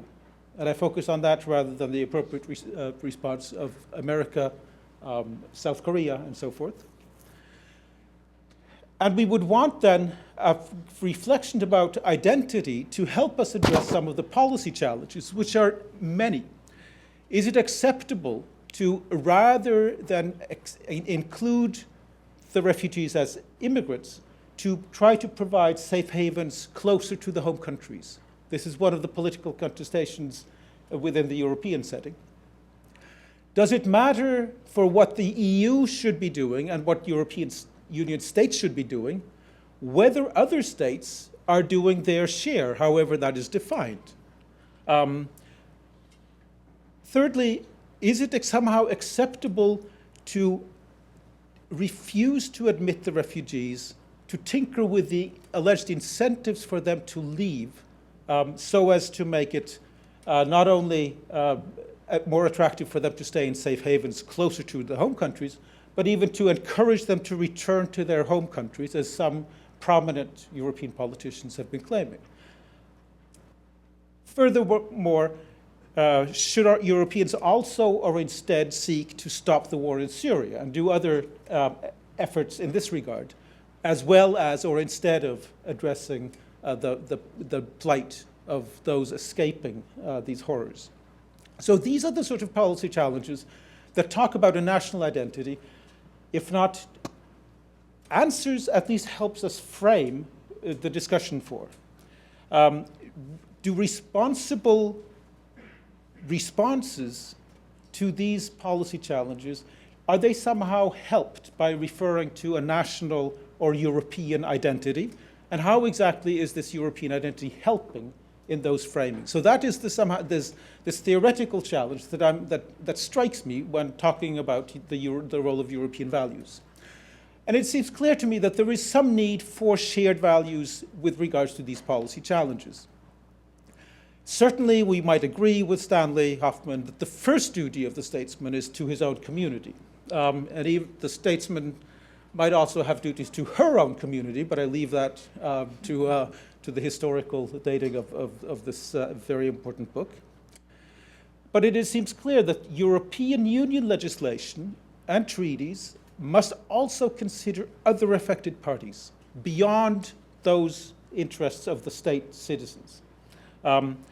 And moreover, the policies will require the statesmen and stateswomen of the EU to also convince their own citizens to restrain their own self-interest for the sake of other Europeans. Not least because the countries of entry should not bear all the burdens of the refugees at the doorstep of Europe.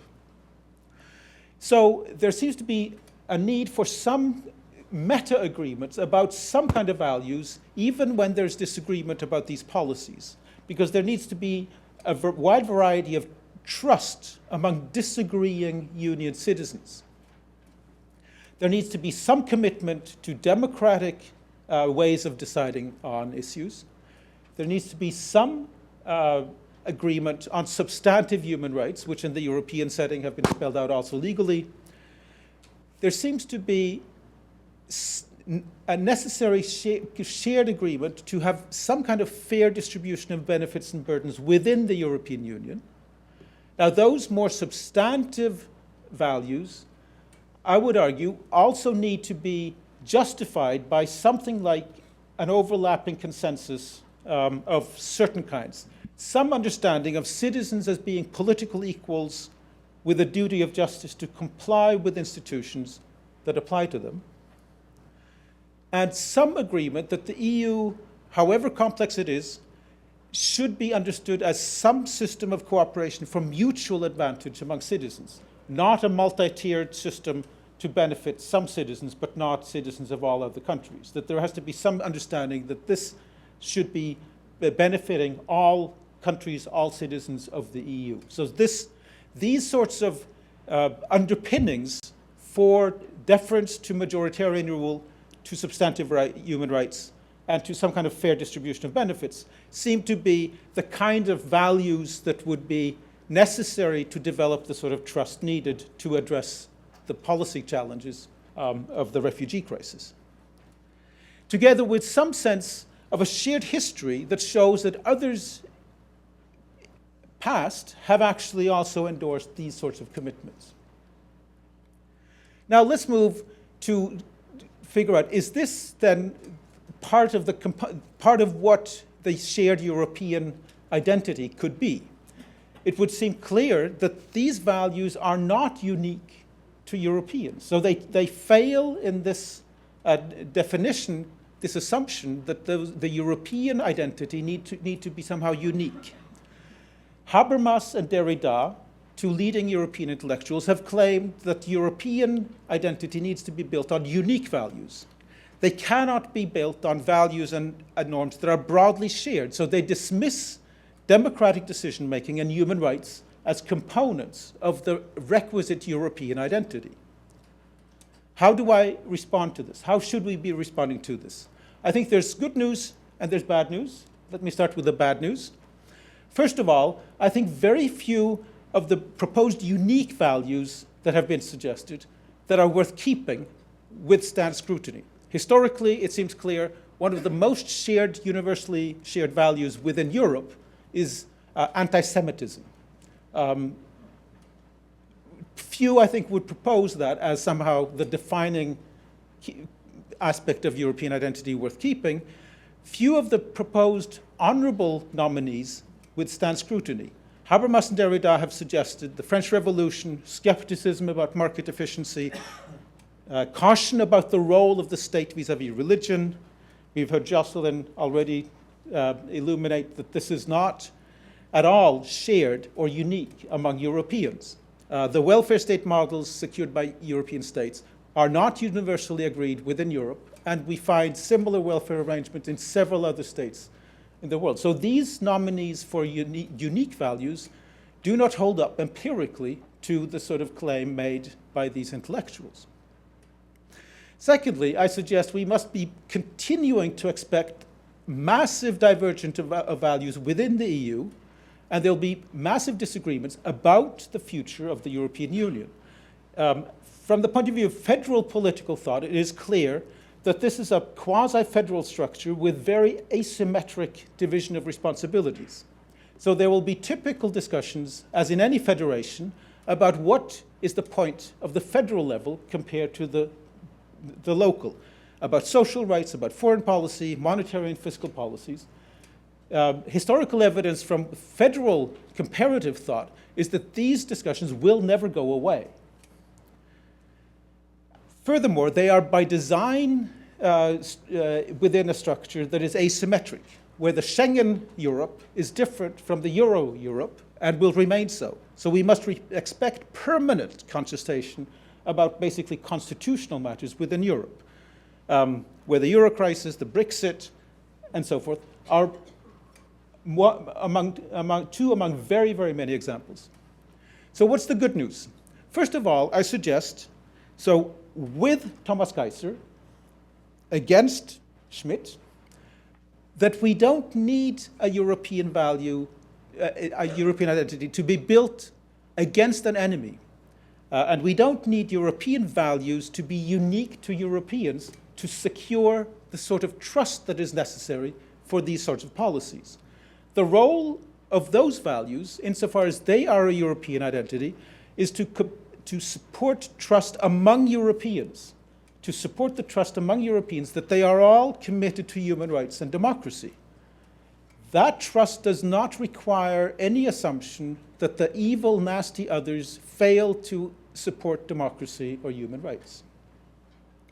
The second role, the second piece of good news is that those meager shared values might provide the sort of motivation that's necessary. Some skeptics have said that these abstract norms, these abstract values, are not sufficient to motivate individuals. So one alternative is that empathy might be necessary, and our colleague Calypso will be discussing this later in these sessions, so she might or might not be agreeing with me. Many of those who are skeptical of the role of empathy, and I'm not saying that Calypso is in either of these camps, point out that it is impossible to imagine having empathy as the central motivating factor among so many individuals who are strangers to one another. Still, I would suggest that the motivation to be a good citizen, to continue to trust others, may draw on the duty of justice, a duty to support and comply with just institutions that exist and that apply to us. A duty to not be free riders, but rather honor the legitimate expectations, to follow the just rules that others have already complied with. This, as a motivating factor, I think might be sufficient to understand why this will help build the trust that's needed. To be able to point out historically that there are some institutions, some practices that have been complied with by other citizens and authorities to our benefit. Now it is our turn to sacrifice some of our value, some of our resources for the sake of others. Among those practices at stake today is the practice of offering asylum. When states fail to protect the human rights of their own citizens, other states must provide refuge. This is a separate additional argument to the one that Thomas Geiser mentioned, that somehow not only should those who have caused the weak states bear particular responsibilities, but also insofar as Europeans have benefited from the practice of granting refugees access, they now have an obligation to accept refugees when they're called on. So the question then is, will this abstract motive also motivate? And I will return to that finally at the end of my conclusions. First of all, I've argued that the values of European identity commits the EU member states to protect refugees and share those burdens, including the interests of non-Europeans in receiving such persecution against persecution and war.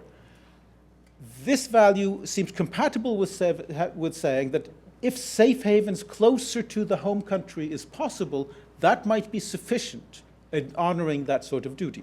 Whether that's possible politically today is a very different matter. The fact that non-European states are not doing their share does not eliminate the obligations of Europeans.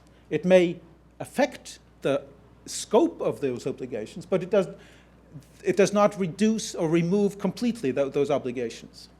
Secondly, I would suggest that those values have implications for burden sharing, that the burdens that these refugees are imposing on their countries of arrival and residence have to be shared in some fair way among EU states. The standards of fairness are contested, but it seems clear that if you look at the number of refugees accepted by countries relative to population, the German contribution stands out very impressively, and the United Kingdom stands out equally unimpressively. There are other ways, other standards, other principles of distribution that would also show that there are other ways of arguing about the fairness, about the capacity otherwise. Finally, I want to suggest that the account of European identity that I've sketched above might have the sort of motivational force that seems requisite, that may be part of the reason for the call for a European identity. By reminding us all that there is a long-standing practice within European states to provide refuge against terror and warfare, based precisely on these values of human equality, a duty of justice, duties and practices that we may recall and reclaim, particularly at this time. I started with a citation, a call that the burdens that the refugees are imposing on us must still not remove the mercy that we're called for, which is being issued now on behalf of asylum seekers to Europe. It is not original with the asylum seekers to Europe. This is a quotation from a Norwegian asylum seeker escaping Nazism in Sweden in 1941. And that is not original to the Norwegian asylum seeker. That prayer was issued by Irish asylum seekers escaping the Vikings to France in the 1800s. So we as Europeans have created and played all roles in the current practices of granting asylum. These shared European values require European states, I would argue, to accept asylum seekers to the benefits and burdens of Europeans past. The same values require us to let non-Europeans benefit from that very same asylum practice in the present. Thank you.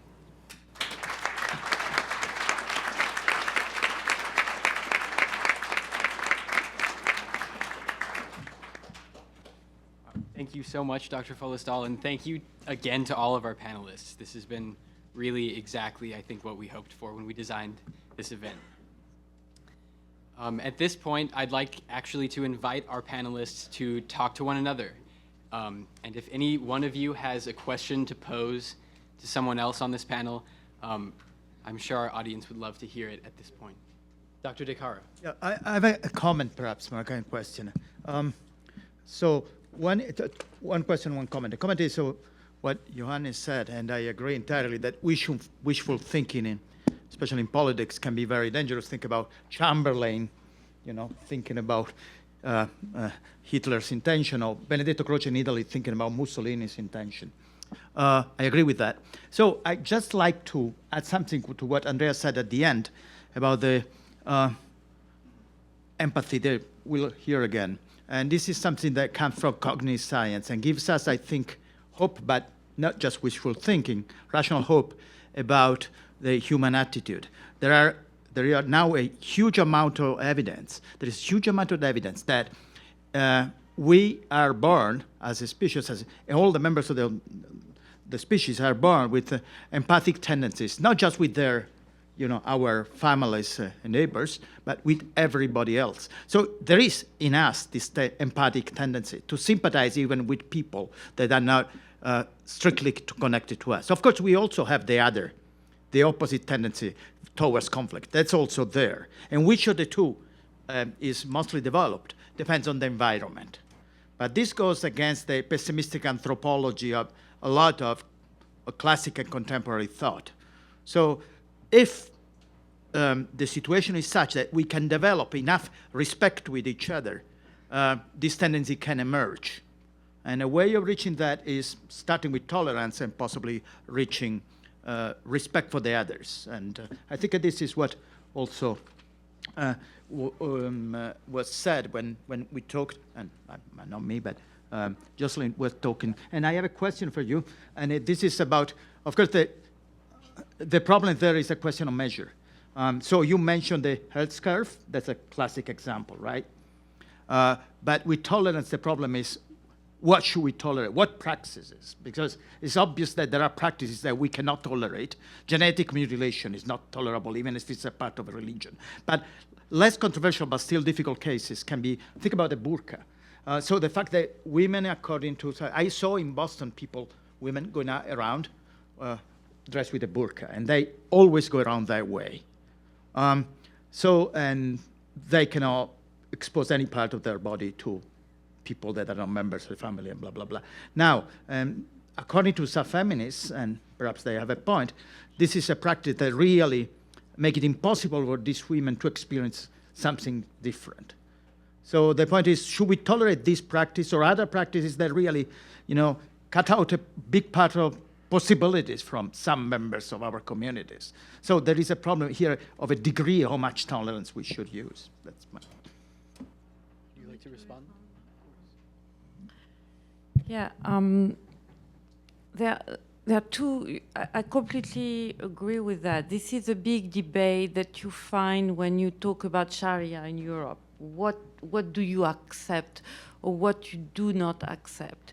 And I think the line has to be drawn indeed at the discrimination of individual body, of the body of people, or the capacity of some prescription to be used against the freedom of women, of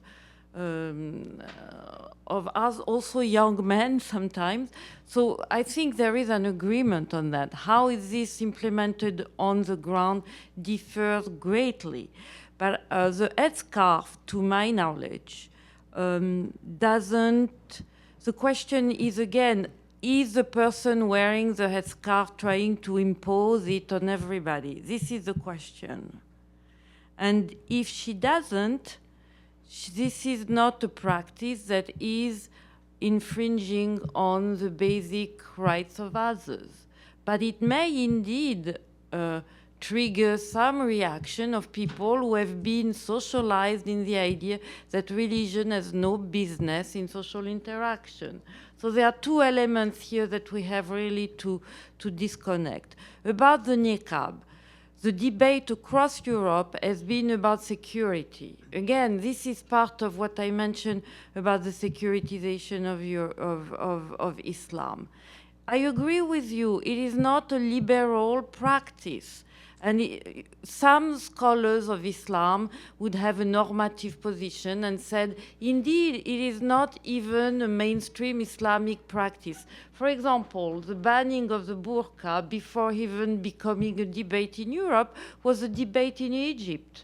Before the 2011 revolution, the Grand Mufti of Egypt saying, we cannot accept this is not Egyptian. Okay, so I'm not, but I am not a scholar, I am not a cleric. I don't take any normative position. My position as a political scientist is to see how much of this practice is, by the person who wears it, intolerant or trespassing on the freedom of others.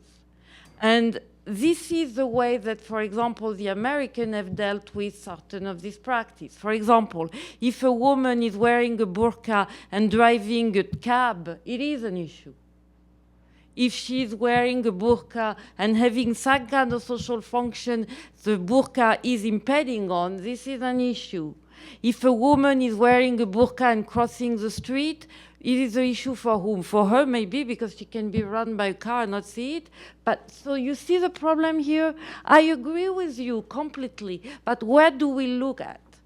You see, I have no sympathy for the burqa, but if the person is not infringing on my personal space, that's why I am a little concerned by the total ban of the burqa in France. You know, I mean, someone crossing the street cannot maybe infringe on me. If I have to give my children to a woman who has a face covered in a kindergarten, I may have some issues, yes. And that's the kind of thing we have to be very clear on not throwing. That's why the way of throwing a blanket on everything and banning, I don't think is a civic way of doing things. And I understand where it comes from in Europe, where we have so much anxiety about, because the underlying narrative, your religion is trouble, okay? This is what we're talking about, share values. This is what Europeans share. Religion is trouble.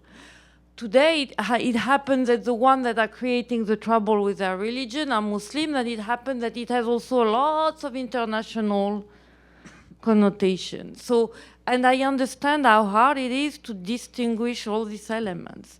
Mm-hmm. But we have to reopen our debate on what is acceptable in public space about religion in Europe. And it should not, certainly not, concern only the Muslims. Mm-hmm. That's all I want to say. Would you like to contribute? Just a quick comment on empathy. I think the danger here is that the size of the problem, especially the problem of the refugees, leads to apathy.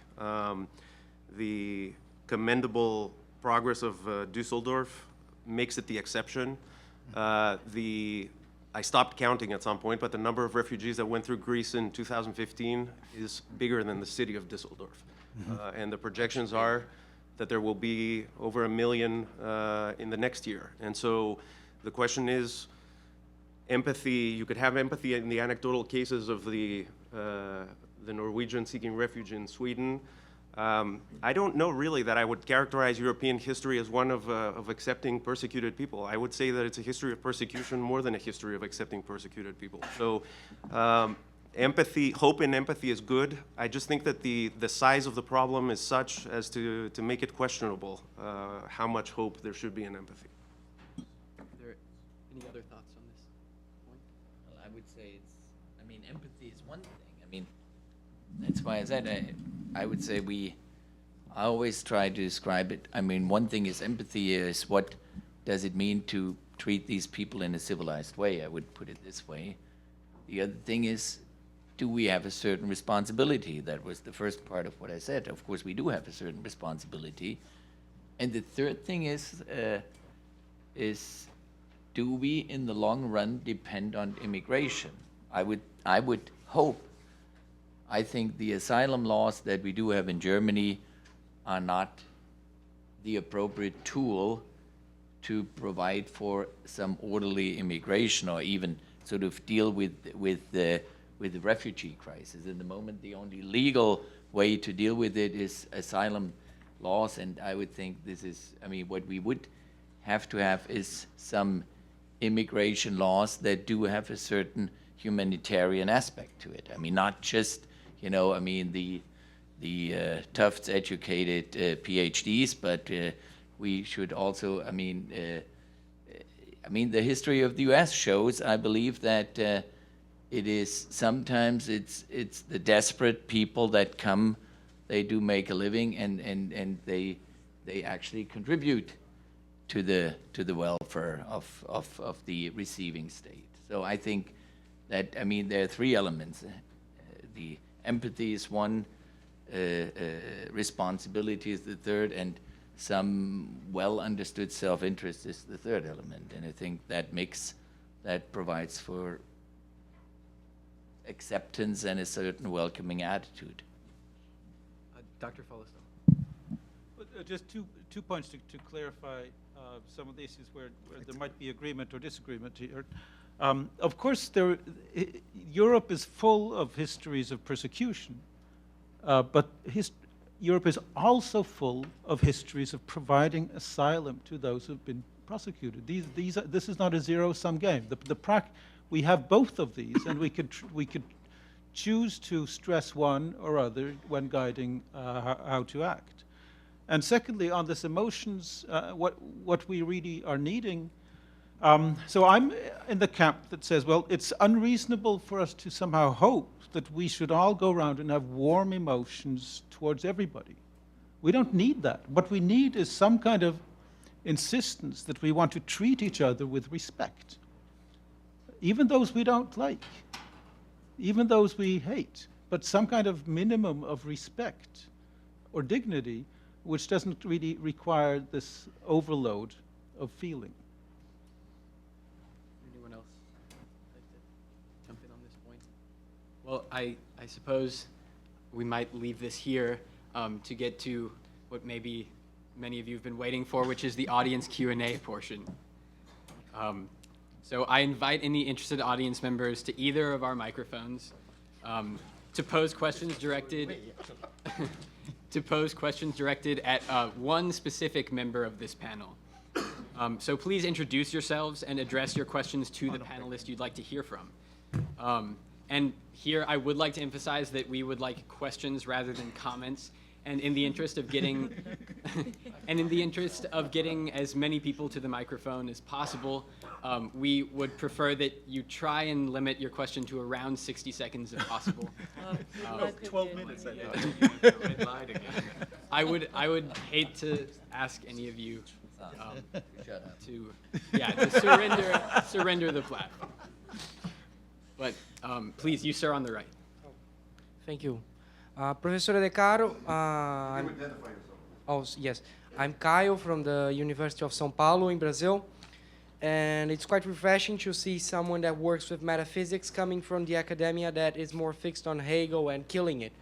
So my question is, how do you think that the notions of metaphysics can help bring the other and turn it into a self and more or less expand the notion of the oikoumene in the European community and debunk xenophobia and this diametral opposite that they have created through the centuries with the Islamic world and the Middle East, comparing it to Europe as something totally different? How many hours do I have to answer that? We have no limit, but I'll certainly let you know. Cancel your engagement, guys, and I'll stop. No, I mean, it's a complicated issue, so the relationship between metaphysics but also these ethical and political issues. One thing that should be stressed is that the definition of metaphysics is controversial, of course. And I think there are different ways of doing metaphysics nowadays. Some are very abstract, and I don't think are very helpful when we reach this kind of issues. Others are more connected, for example, with our own essence considered from a scientific point of view. So as many philosophers done until Hegel excluded or Schelling excluded, great philosophers have always thought about their metaphysics connected with their science, what science told them about the world. And there are people who do this nowadays. So reflecting on who we are, considering what science says and what, conceptual analysis from a philosophical point of view can say. Putting these things together, I think there are some interesting results as the one I thought. There are other issues that are debated. For example, the relationship between free will and responsibility connected with the issue of punishment. This is also something that nowadays, a field in which science and philosophy work together. So I think it really depends on what you mean by metaphysics. I vote for a kind of metaphysics that's connected with what the natural and social science tell us about the world. Thank you. My left. Hi, my name is Ken Martinez, and I'm here visiting from Stanford University. My question is to Mayor Geisel. I think it was incredibly interesting to hear about your efforts, quite successful, in fact, in accommodating refugees in the city of Dusseldorf. And what I would like from you is perhaps an insight into the conversation that takes place at the municipal level in deciding to accommodate these refugees and the process of how this is done. So what I'm specifically interested in is this a process that is largely a unanimous an enthusiastic endorsement and invitation, let's do this, or are there perhaps holdouts, elements of the decision-making apparatus that need to be convinced? Is this, if this is the case, what kind of arguments are used? Is it a humanitarian appeal, economic arguments?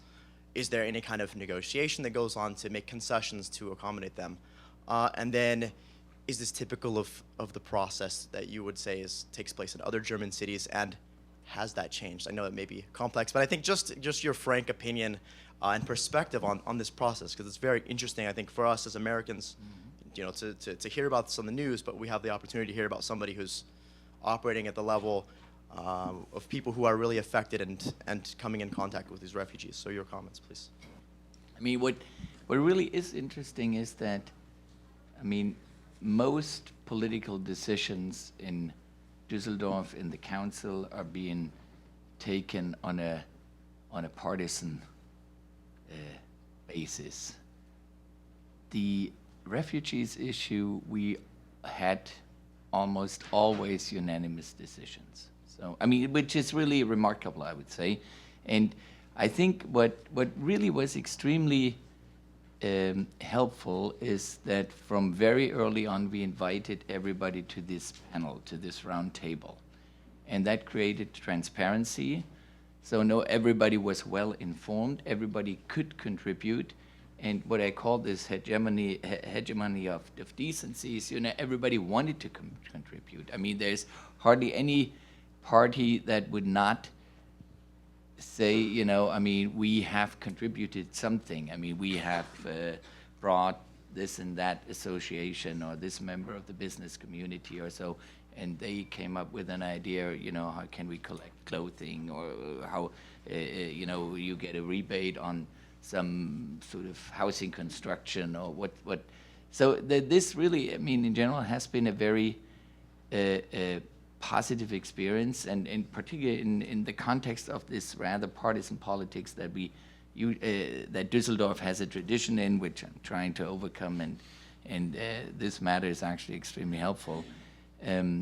It's what also was, of course, good is that I made my from the Green Party. She also ran for mayor, and I appointed her as the what is that? The person in charge of refugee matters. So I mean, this also was assigned to do it not on a partisan basis.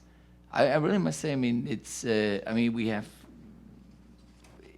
so far it's been very it's really been a very positive. Even the Republican Party, which is a right-wing party in Germany, here it is too, of course. But I mean, yeah, well, I don't want to comment on the Republican Party in the U.S. Even they are very. I mean, they are just like the AfD, but even they abstained usually from decisions. Even they didn't have the guts to vote against.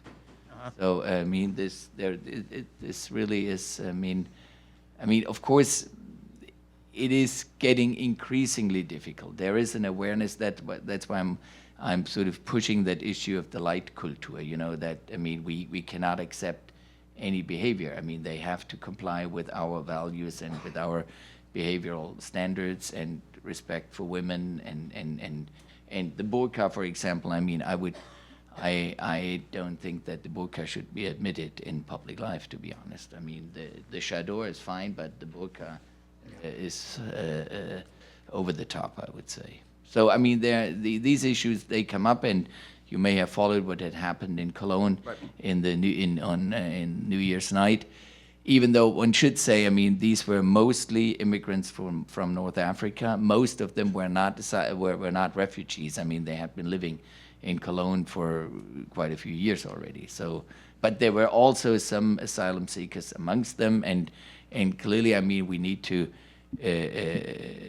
crack down on that sort of behavior. There's no doubt about it. I mean, I always say, I mean, refugees, they're good people, there are bad people amongst them, and if there are criminals amongst them, I mean, they need to be prosecuted and tried, of course.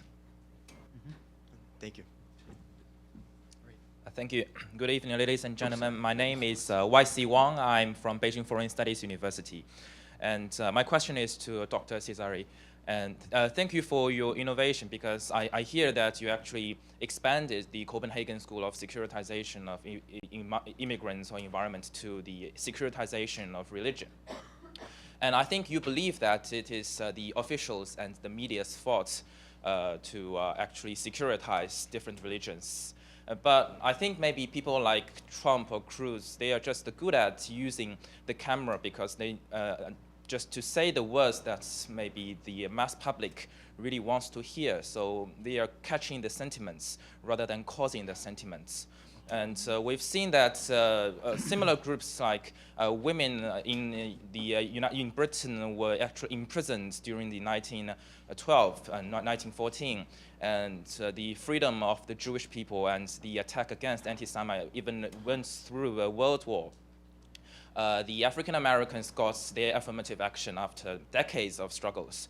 So maybe Muslim is another target of the majority of the world, of their sentiments. So do you think it is maybe another several decades before such an ordeal start to end and start to settle down, and maybe after the Muslim crisis, there might be other crises, other people of other kind of different ethnic groups or other identities being taken at our target, our next target? Thank you. So thank you for this question. Actually, in the securitization of Islam, what is at stake is not only the discourse, because that's what the Copenhagen School does, to look at the justification through discourse of lifting basic liberties. What I wanted to do is to look at the practice of people who are in different administration and that are operating on the basis that the practice of this religion is a threat to our security. And we just had an example here about the burqa, okay?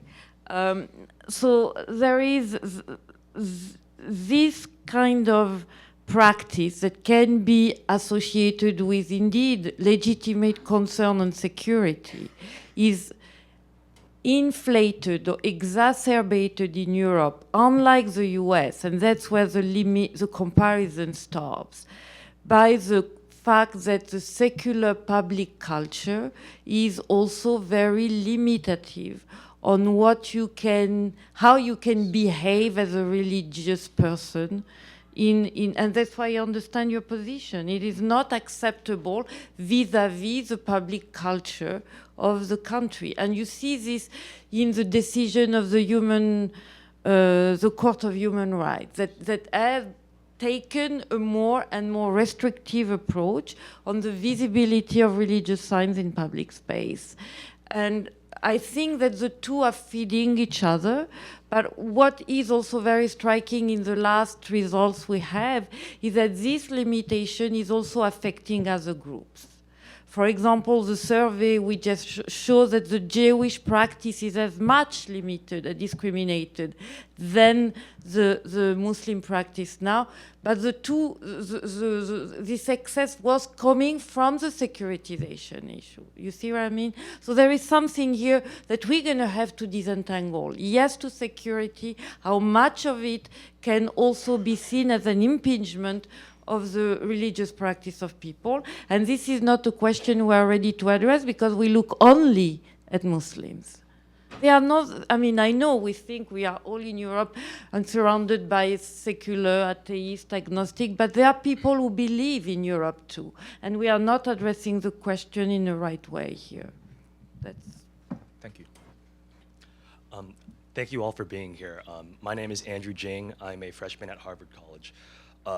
I guess my question is directed at Mayor Geisel, but I really invite everybody to pitch in. Sorry, Reese, it's sort of it's one of those questions. But do you think there are any salient or fundamental differences in multiculturalism, historical, economic, ideological, between American multiculturalism and European multiculturalism, or among different kinds of manifestations of multiculturalism within different, or among different European communities?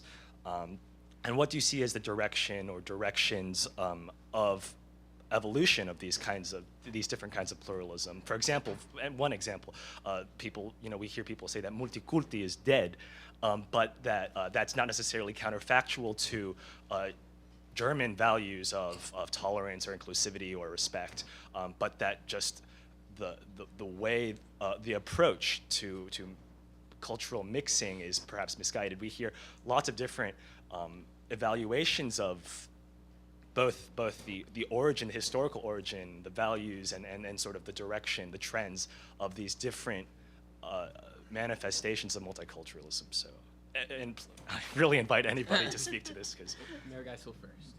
Well, I guess everybody has something to say to that. Well, when it comes to, well, you were mentioning the multiculti. I mean, the problem with multiculti, as I understand it, and it is as it has developed in, for example, in some parts of Berlin, it's sort of parallel communities that do not live together, but they basically sort of live completely independent from each other. They basically form a society within the society, and I think this is very problematic. I would say multiculturalism should mean, that different cultures live together in the understanding of being together. I mean, I would say, the ideal, what makes urban life so attractive in these days is that you have diversity, but it still has a sense of community, and I think that is very critical. I mean, when you ask me, is there a difference between multiculturalism in Germany and in the U.S.? I mean, what is Germany and what is the U.S.? I think it is very, I mean, Düsseldorf is a very different place, say, from some rural areas in Eastern Germany. And I mean, that the U.S. is a fairly diverse country, I don't have to explain to anybody. So I think what is very helpful is that you have had exposure to different cultures for quite some time. I look at the Rhineland, where Düsseldorf is sort of one of, together with Cologne, one of the two major cities in the Rhineland. The Rhineland they've had immigration for, I mean, basically for almost over 150 years. And I mean, Düsseldorf was growing after 1870. Basically, I mean, they were doubling their numbers of citizens every 25 years in these years. So, I mean, this was all immigration. And so they have had exposure to dealing with different cultures. And today, I mean, what is the quintessential Düsseldorf culture is certainly not the traditional Rhineland. I mean, even the carnival in Düsseldorf is a very multicultural affair. I mean, it's a really very diverse undertaking, and that really that's why it's so attractive to many people. And if I may say that, I mean, Düsseldorf is a city that even has a mayor with a migration background. I'm coming from southern Germany and not from the Rhineland.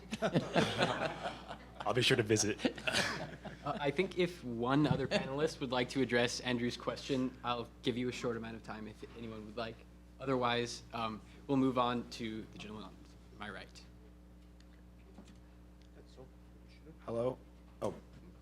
Yes. Hello. My name is Nessie, and I'm a first-year student here at Tufts. My question is for Professor DeCaro. So you talked about how religious unity was not part of a common European identity, yet you talked about how religious unity is not a characteristic of European identity.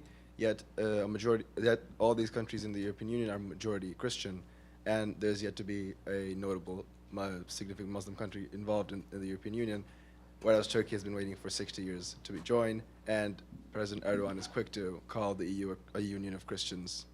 So what do you think are Turkey's chances in the future if the European identity understanding evolves in the way you're talking about, that Turkey will become a part of the EU and a viable member? Okay. I think there are two questions here. One is about Turkey, and I think it was a dramatic mistake on the European side not to accept Turkey some years ago, and the situation has become worse in Turkey, but also worse in Europe with regard to the Muslim population. Could have probably been eased by having a Muslim country. And now the situation is more difficult, of course. So that's one thing. The other thing that you said, that Europe, the European country is mostly Christian, that I think nowadays is empirically false. Because most, I'm not judging, I'm just giving, most countries actually are secularized. Most of the people don't attend functions regularly, or they don't attend it at all. So take the Netherlands. The Netherlands before World War II, 90% of the population used to go to the Mass regularly. Now it's 5% of the population. So most of there has been a big change there. Most of Europe is secular. Even Italy, traditionally, you can see why, Catholic country, no more than 25% of the people go regularly. And so, yeah, 50% of people can go at Christmas and Easter to Mass. But if you call this a religious way of life, that would be very different from the traditional one. But one point I would like to stress here that perhaps hasn't been touched. Some people insist that the point here, the solution would be tolerance. And here I agree with a young scholar called Wolfgang Goethe that wrote that tolerance can only be temporary, because tolerance is an insult. Because tolerance is the idea that someone tolerates someone else. So the tolerant person is superior, in this view, to the person that is tolerated. On this basis, the relationship cannot go very far, cannot be really cannot foster a reciprocal respect. So I think that tolerance is neither sufficient nor necessary. Or to better put, sometimes it's too little and sometimes it's too much. I don't think that uses like the burqa should be tolerated at all, but I think that in some other cases we should go further. Tolerance is not enough. We could reach respect and recognition. Think about the conflicts between the European the Christian religions in Europe. Until 1648, for 103 years, people had been killed at 100,000. And after that, a process of tolerance and then mutual respect started. Now, nobody would, fight with another one because it's a Protestant or a Catholic in Germany, I think, or even if a secular. So why? Because we have reached a level of respect, not just tolerance. Thank you. Good evening. My name is Sofia, and I'm a law student at the Federal University of Rio in Brazil. So before my question, I'd like to make a legal disclaimer that it does not necessarily reflect my personal opinion. It's just a curiosity. And it goes to Dr. Fosdale. So the question is, you have made a very interesting argument of a kind of moral obligation of the Europeans to take burden of the asylum. I have been defied in law school to think about the intergenerational burdens. For instance, affirmative actions in Brazil. Our country has experienced slavery, unfortunately. However, not everyone has necessarily agreed with slavery or practiced it. Especially the ones who weren't alive at the time slavery happened in Brazil. So would it be fair for everyone to socially pay for slavery with 50% affirmative action ratios at most federal universities in Brazil? That's a question we commonly ask in law school. So my question is, how would you defend your intergenerational argument on behalf of the individuals who did not benefit from asylum and now have to pay for it? So please don't take into account the humanitarian argument. I'm just curious about the theoretical, response for that. Thank you. I think you raise a very interesting issue. It comes up for intergenerational concerns in general. It comes up for climate change discussions, the claims of indigenous peoples on current resource distribution. I think one of the, for some of these issues, the main target would be those who are now in a position that are better off than they would have been had history been more fair, would have arguably some obligation to alleviate the situation of those who are clearly worse off than they would have been. That's not the kind of argument that would hold for the asylum seekers. The point there was rather that we have a long history in Europe of also including consideration of non-citizens as a constraint on what we are permitted to do within our borders.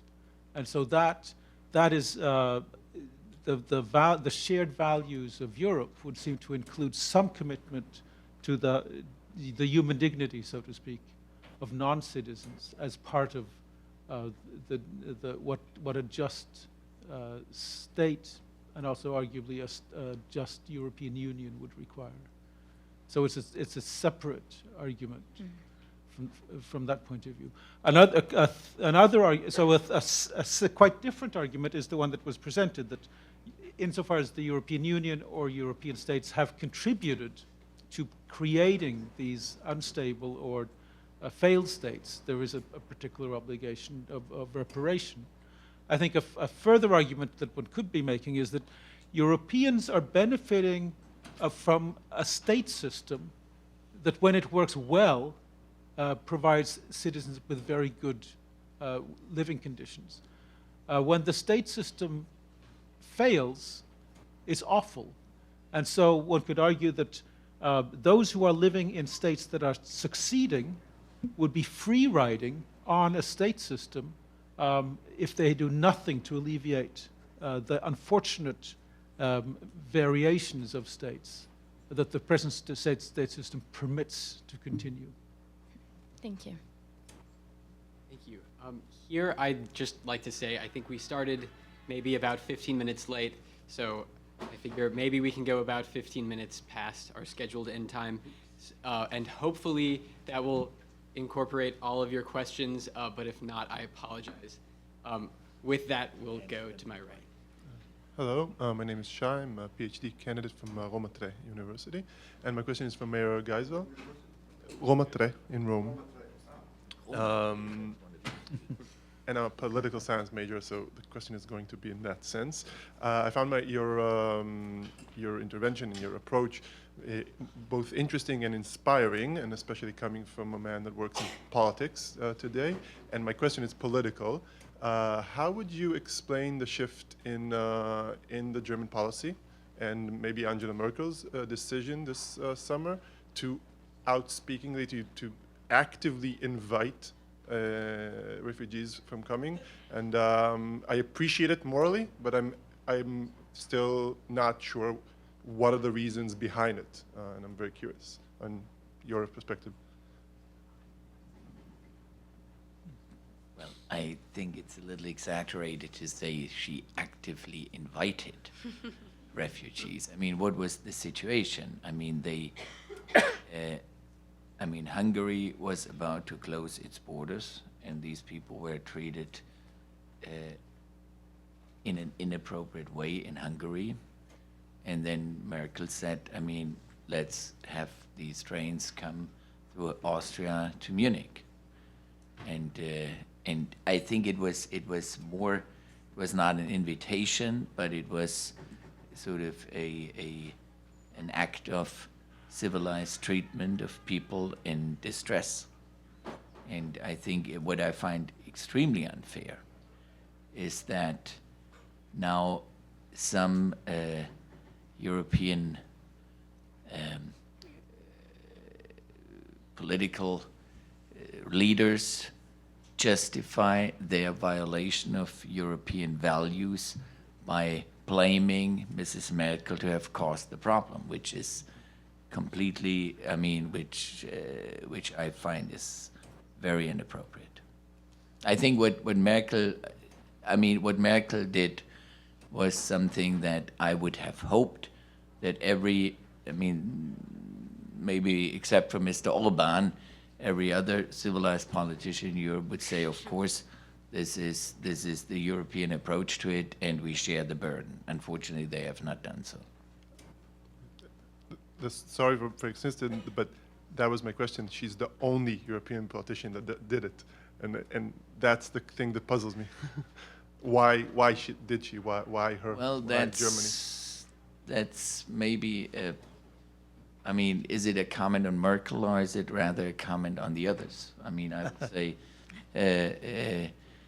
I mean, also, this idea of how to distribute the refugees. I think Mrs. Merkel, and to be clear, I mean, I'm a social democrat, she's a Christian Democrat. I've never voted for Mrs. Merkel, but in this matter, she has my full support. I think it's a disgrace that she offered that we even take into account, of course, the economic well-being and the size and population, and so Germany, in any case, would end up with the lion's share of the refugees, but that they did not even comply with the agreement to redistribute 160,000 refugees at the Greek border.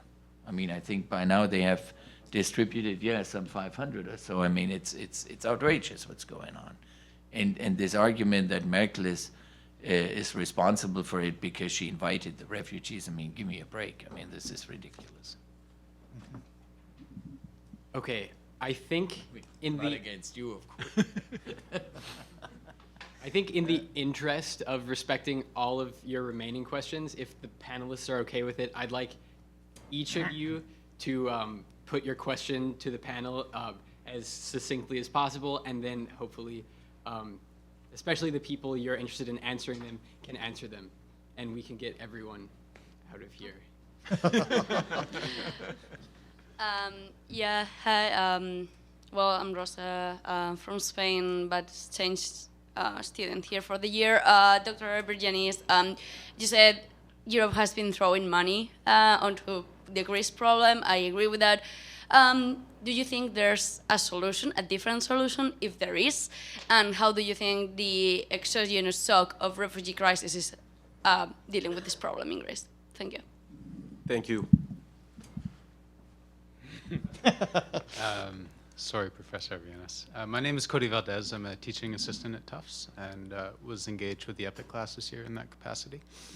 My question is, well, Hannah Arendt's contribution, I thought, was that a fundamental feature of human life was political activity and political participation. And if Europe is the birth of one idea, a distinctive idea, it's of political freedom. Is Europe in a crisis of representational democracy today? Sorry, what the Is question? it in a crisis of representational democracy today? Is that even an oxymoron, as Rousseau might argue? Okay.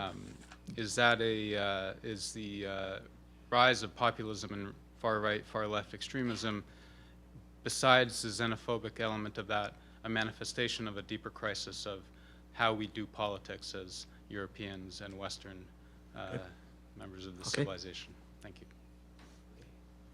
Hi, my name is Katie, and I was part of the EPIIC Russia colloquium last year. My question also goes to Dr. Avrianis. I was hoping you could share further insight on your concern about the mainstream population. And so we saw the volatility in the nature of General Assembly and Thucydides, and I'm interested to know whether you think there is a continuation of this, of these characteristics today, and also to what extent the mainstream plays a role in the happenings of extremism today. Thanks. Hello, my name is Danielle. I'm from Brazil. So, Dr. Follisdal, what do you think about this new step, the new step of the evolution of the road? Of course, as you show us, there are bad and good points of this situation. So, my question is, can we see this situation with optimistic eyes? Yeah, one more. So, I'm Alex. In the aftermath of the Charlie Hebdo crisis last year, Alex, Apostolides Senior at Tufts. So in the aftermath of the Charlie Hebdo crisis last year in January 2015, you saw leaders coming together and unanimously declaring that we respect freedom of speech, and freedom of speech is a guaranteed right for everyone. My question is, though, has it become a privilege? Is it for some people or for everyone? And the reason I ask this is because, for example, you have a 2010 law in France under Nicolas Sarkozy banning the headscarf on every form. And obviously it's for security reasons, but a Muslim could easily argue last year that, you know, these pictures of the Prophet were also insulting to their religion, yet you have European leaders openly declaring that you should have a right to publish them. So my question is, to what extent has freedom of speech become a privilege, or is it guaranteed to everyone, and particular to Mayor Geisel, if possible? Okay, so I think we'll begin on this end, and maybe work our way to this end. So should we start? Okay, quick. There was a question about Hannah Arendt, who's, you know, history fiction reconstruction of the Greek democracy. I entirely agree with. But the point wasn't about her, it was more about contemporary democratic processes. I'd agree entirely that there is a crisis.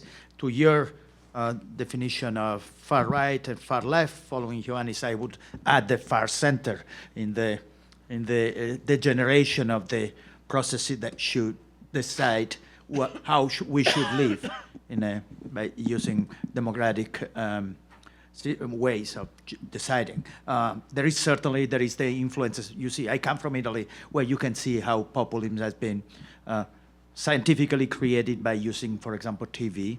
Berlusconi has been a clear example how you can condition people way of thinking, and by you know, using TV as a brainwashing, more or less. That's one issue, and the other one is, for example, in America, how money influenced so much our political lives. The infamous decision of the Supreme Court about, you know, how the campaign should be funded. So all this goes in one direction. There is a crisis of democracy. I agree entirely. But sometimes perhaps I'm more optimistic than Ioannis, and on this, of course, would have a dim view. But I think that sometimes things happen. Think about a person that, like Mandela, that really was able to to change the history of South Africa without the carnage that everyone was expecting, and starting a decent way of living. So but I think certainly we need some radical change like that. Some things that change in order to change a situation that's getting worse and worse. Thank you. So I think I'll stay with this issue and say something about Cody's point. I too agree, and there is a crisis. It's a major crisis. There was a lot of talk when you didn't have the near destruction of the euro and the migrant crisis. There was a lot of talk about the concentration of powers among the bureaucrats in Brussels and the extent to which this poses a problem for a union that is in some ways democratic and in some ways not democratic. You heard this a lot over the summer when you had this ridiculous talk of respecting the will. For example, in Greece, the government would say that you should respect the will of the Greek people who had a referendum on whether or not to accept the terms, as though the will of the rest of the people of Europe did not matter. But that's a tension that you're going to have, because it's not simply a federal government. It's not even a federal government. It's basically a bureaucracy with a bunch of states. So yes, absolutely, there's a crisis, and I am more pessimistic than Mario. The issue, I'll take the issue of the mainstream population next, because I think it's related to this, which is that there are painful examples. Nazi Germany is the most obvious example, but there are painful examples of what mainstream populism does. You don't need to be extreme right, you don't need to be extreme left, you can do crazy things perfectly well in the center. And you see this everywhere. I mean, there are people who would describe, Americans I think might describe Trump as extreme. If you're European, that's not extreme. And so there's a tendency now for people to adopt positions which would have shocked you a few years ago, 10 years ago, 20 years ago, positions that are now being spoken outright in parliaments, in chambers all across Europe, would never have been acceptable a few years ago. And so that kind of censorship has disappeared. And I think that's a dangerous combination if you then start to include things like the manipulation of the media and their ability to make the discourse what they want. Very quickly on Rosa's question about solution. I think that the only solution is for Greece to leave the euro. There's no other solution within the euro.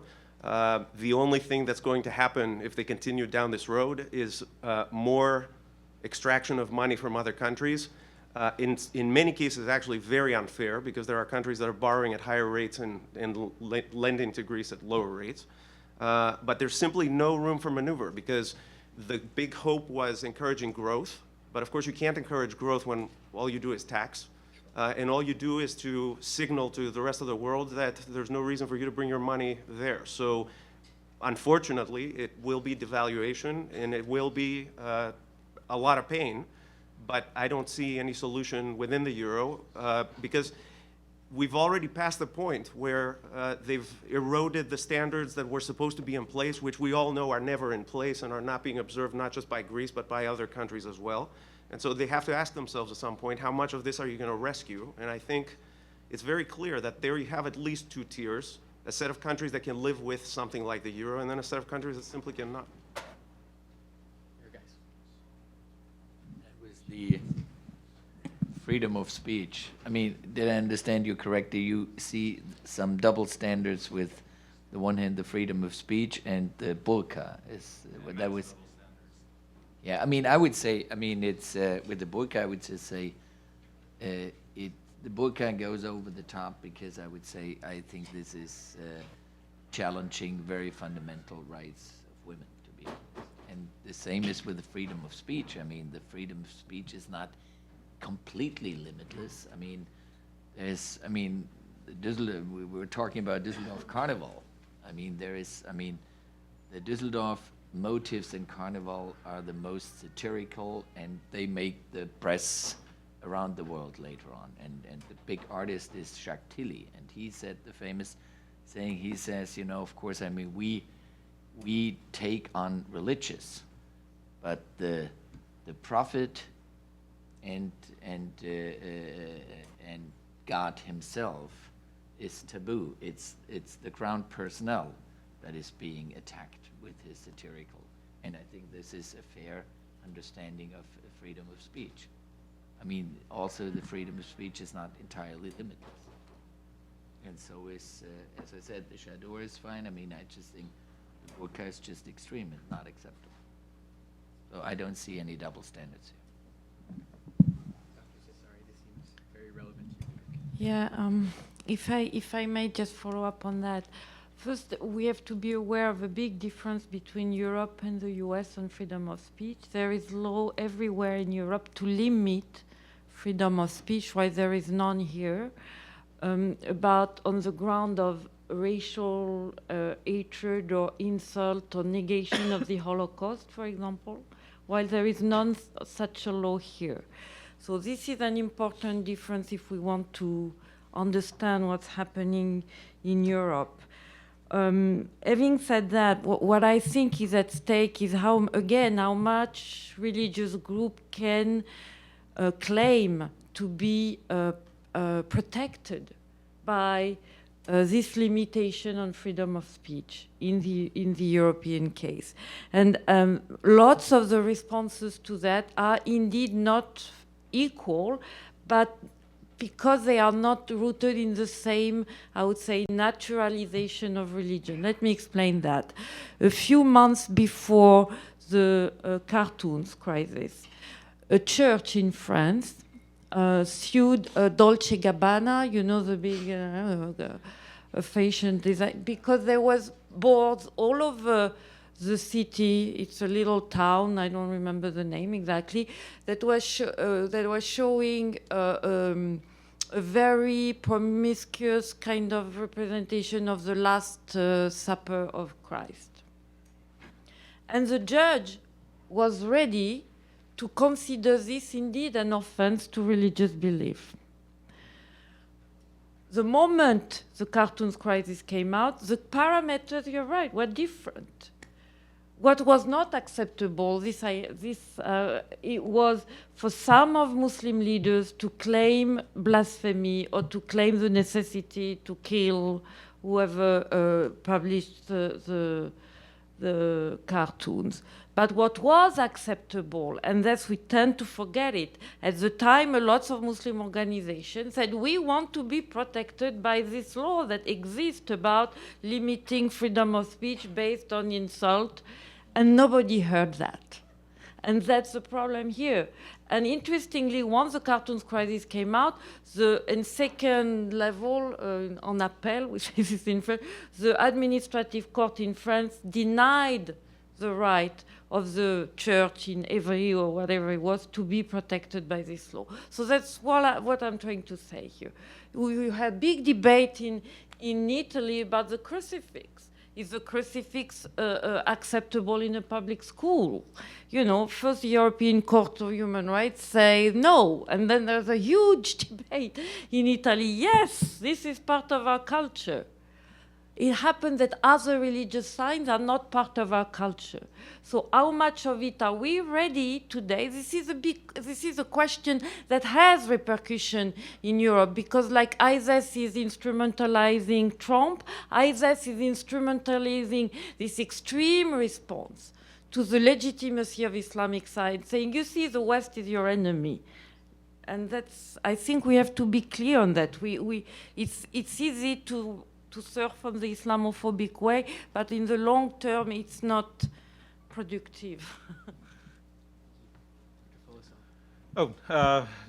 Just some very few comments on whether I'm an optimist or pessimist on these issues. I don't think I'm able to take sides, but I'd want to point out at least some glimmers of hope that I've heard here, notwithstanding, I think, the very severe challenges to the European public order concerning how to be sufficiently agnostic, not atheistic, but agnostic when it comes to religious views that there's disagreement about. I think there's a long way to go.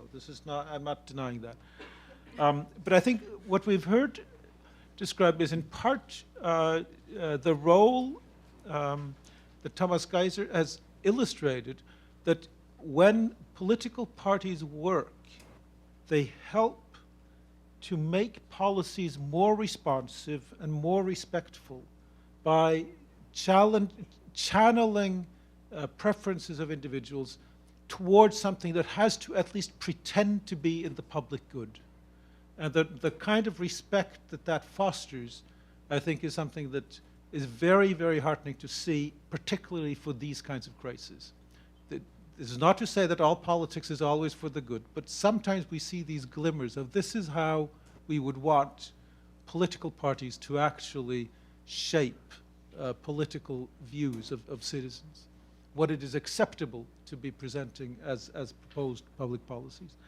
And the second, I think, glimmer of hope is that sometimes it seems that the European Court of Human Rights is providing some kind of constraints, some kinds of cooling down of policies that are sometimes too hasty, trying to alleviate or address fears or problems, helping responsible politicians think about whether they're actually securing the human rights of all affected to a sufficient degree. It is by no means perfect. There are lots of mistakes, but sometimes that also seems to be to the good. So from that point of view, there are reasons to at least sometimes be a little bit more optimistic than otherwise.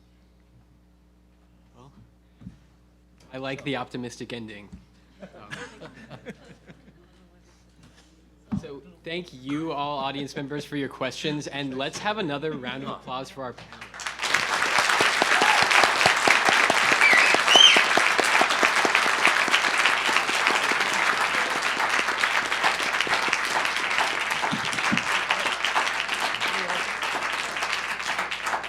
So before you're all off, I hope you enjoyed yourselves tonight, and I encourage you to come back to the Cabot Center as our symposium continues tomorrow, beginning at 12:30 p.m.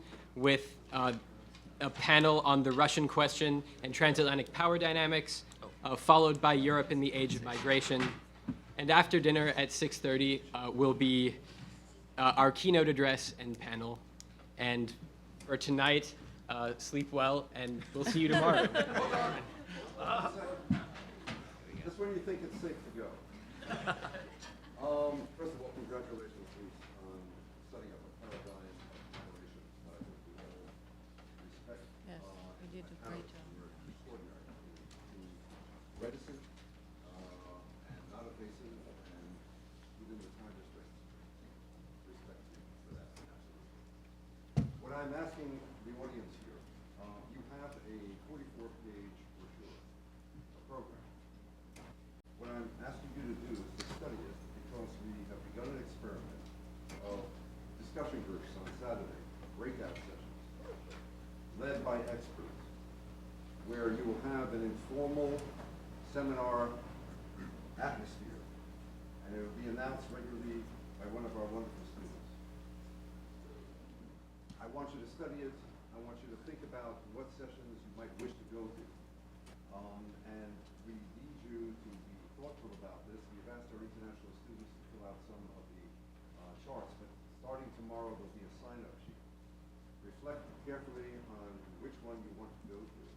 We want to make sure, we can't ensure that they will all run. We are very hopeful that this is the case. What we're asking people to do is to give us not just one choice per morning or afternoon, but to give us your top 3 per morning and per afternoon. Because we want to respect the time and effort put into preparation by our expert panelists, and we want to have the most diverse capacity possible. So please take a look at that, be thoughtful about it, and tomorrow at the sign-up sheets, if you checked off something as an international student in that chaotic, snow-filled, time jet-lagged moment, and you want to change your opinion, you're free to do that. But starting tomorrow, we're going to try to codify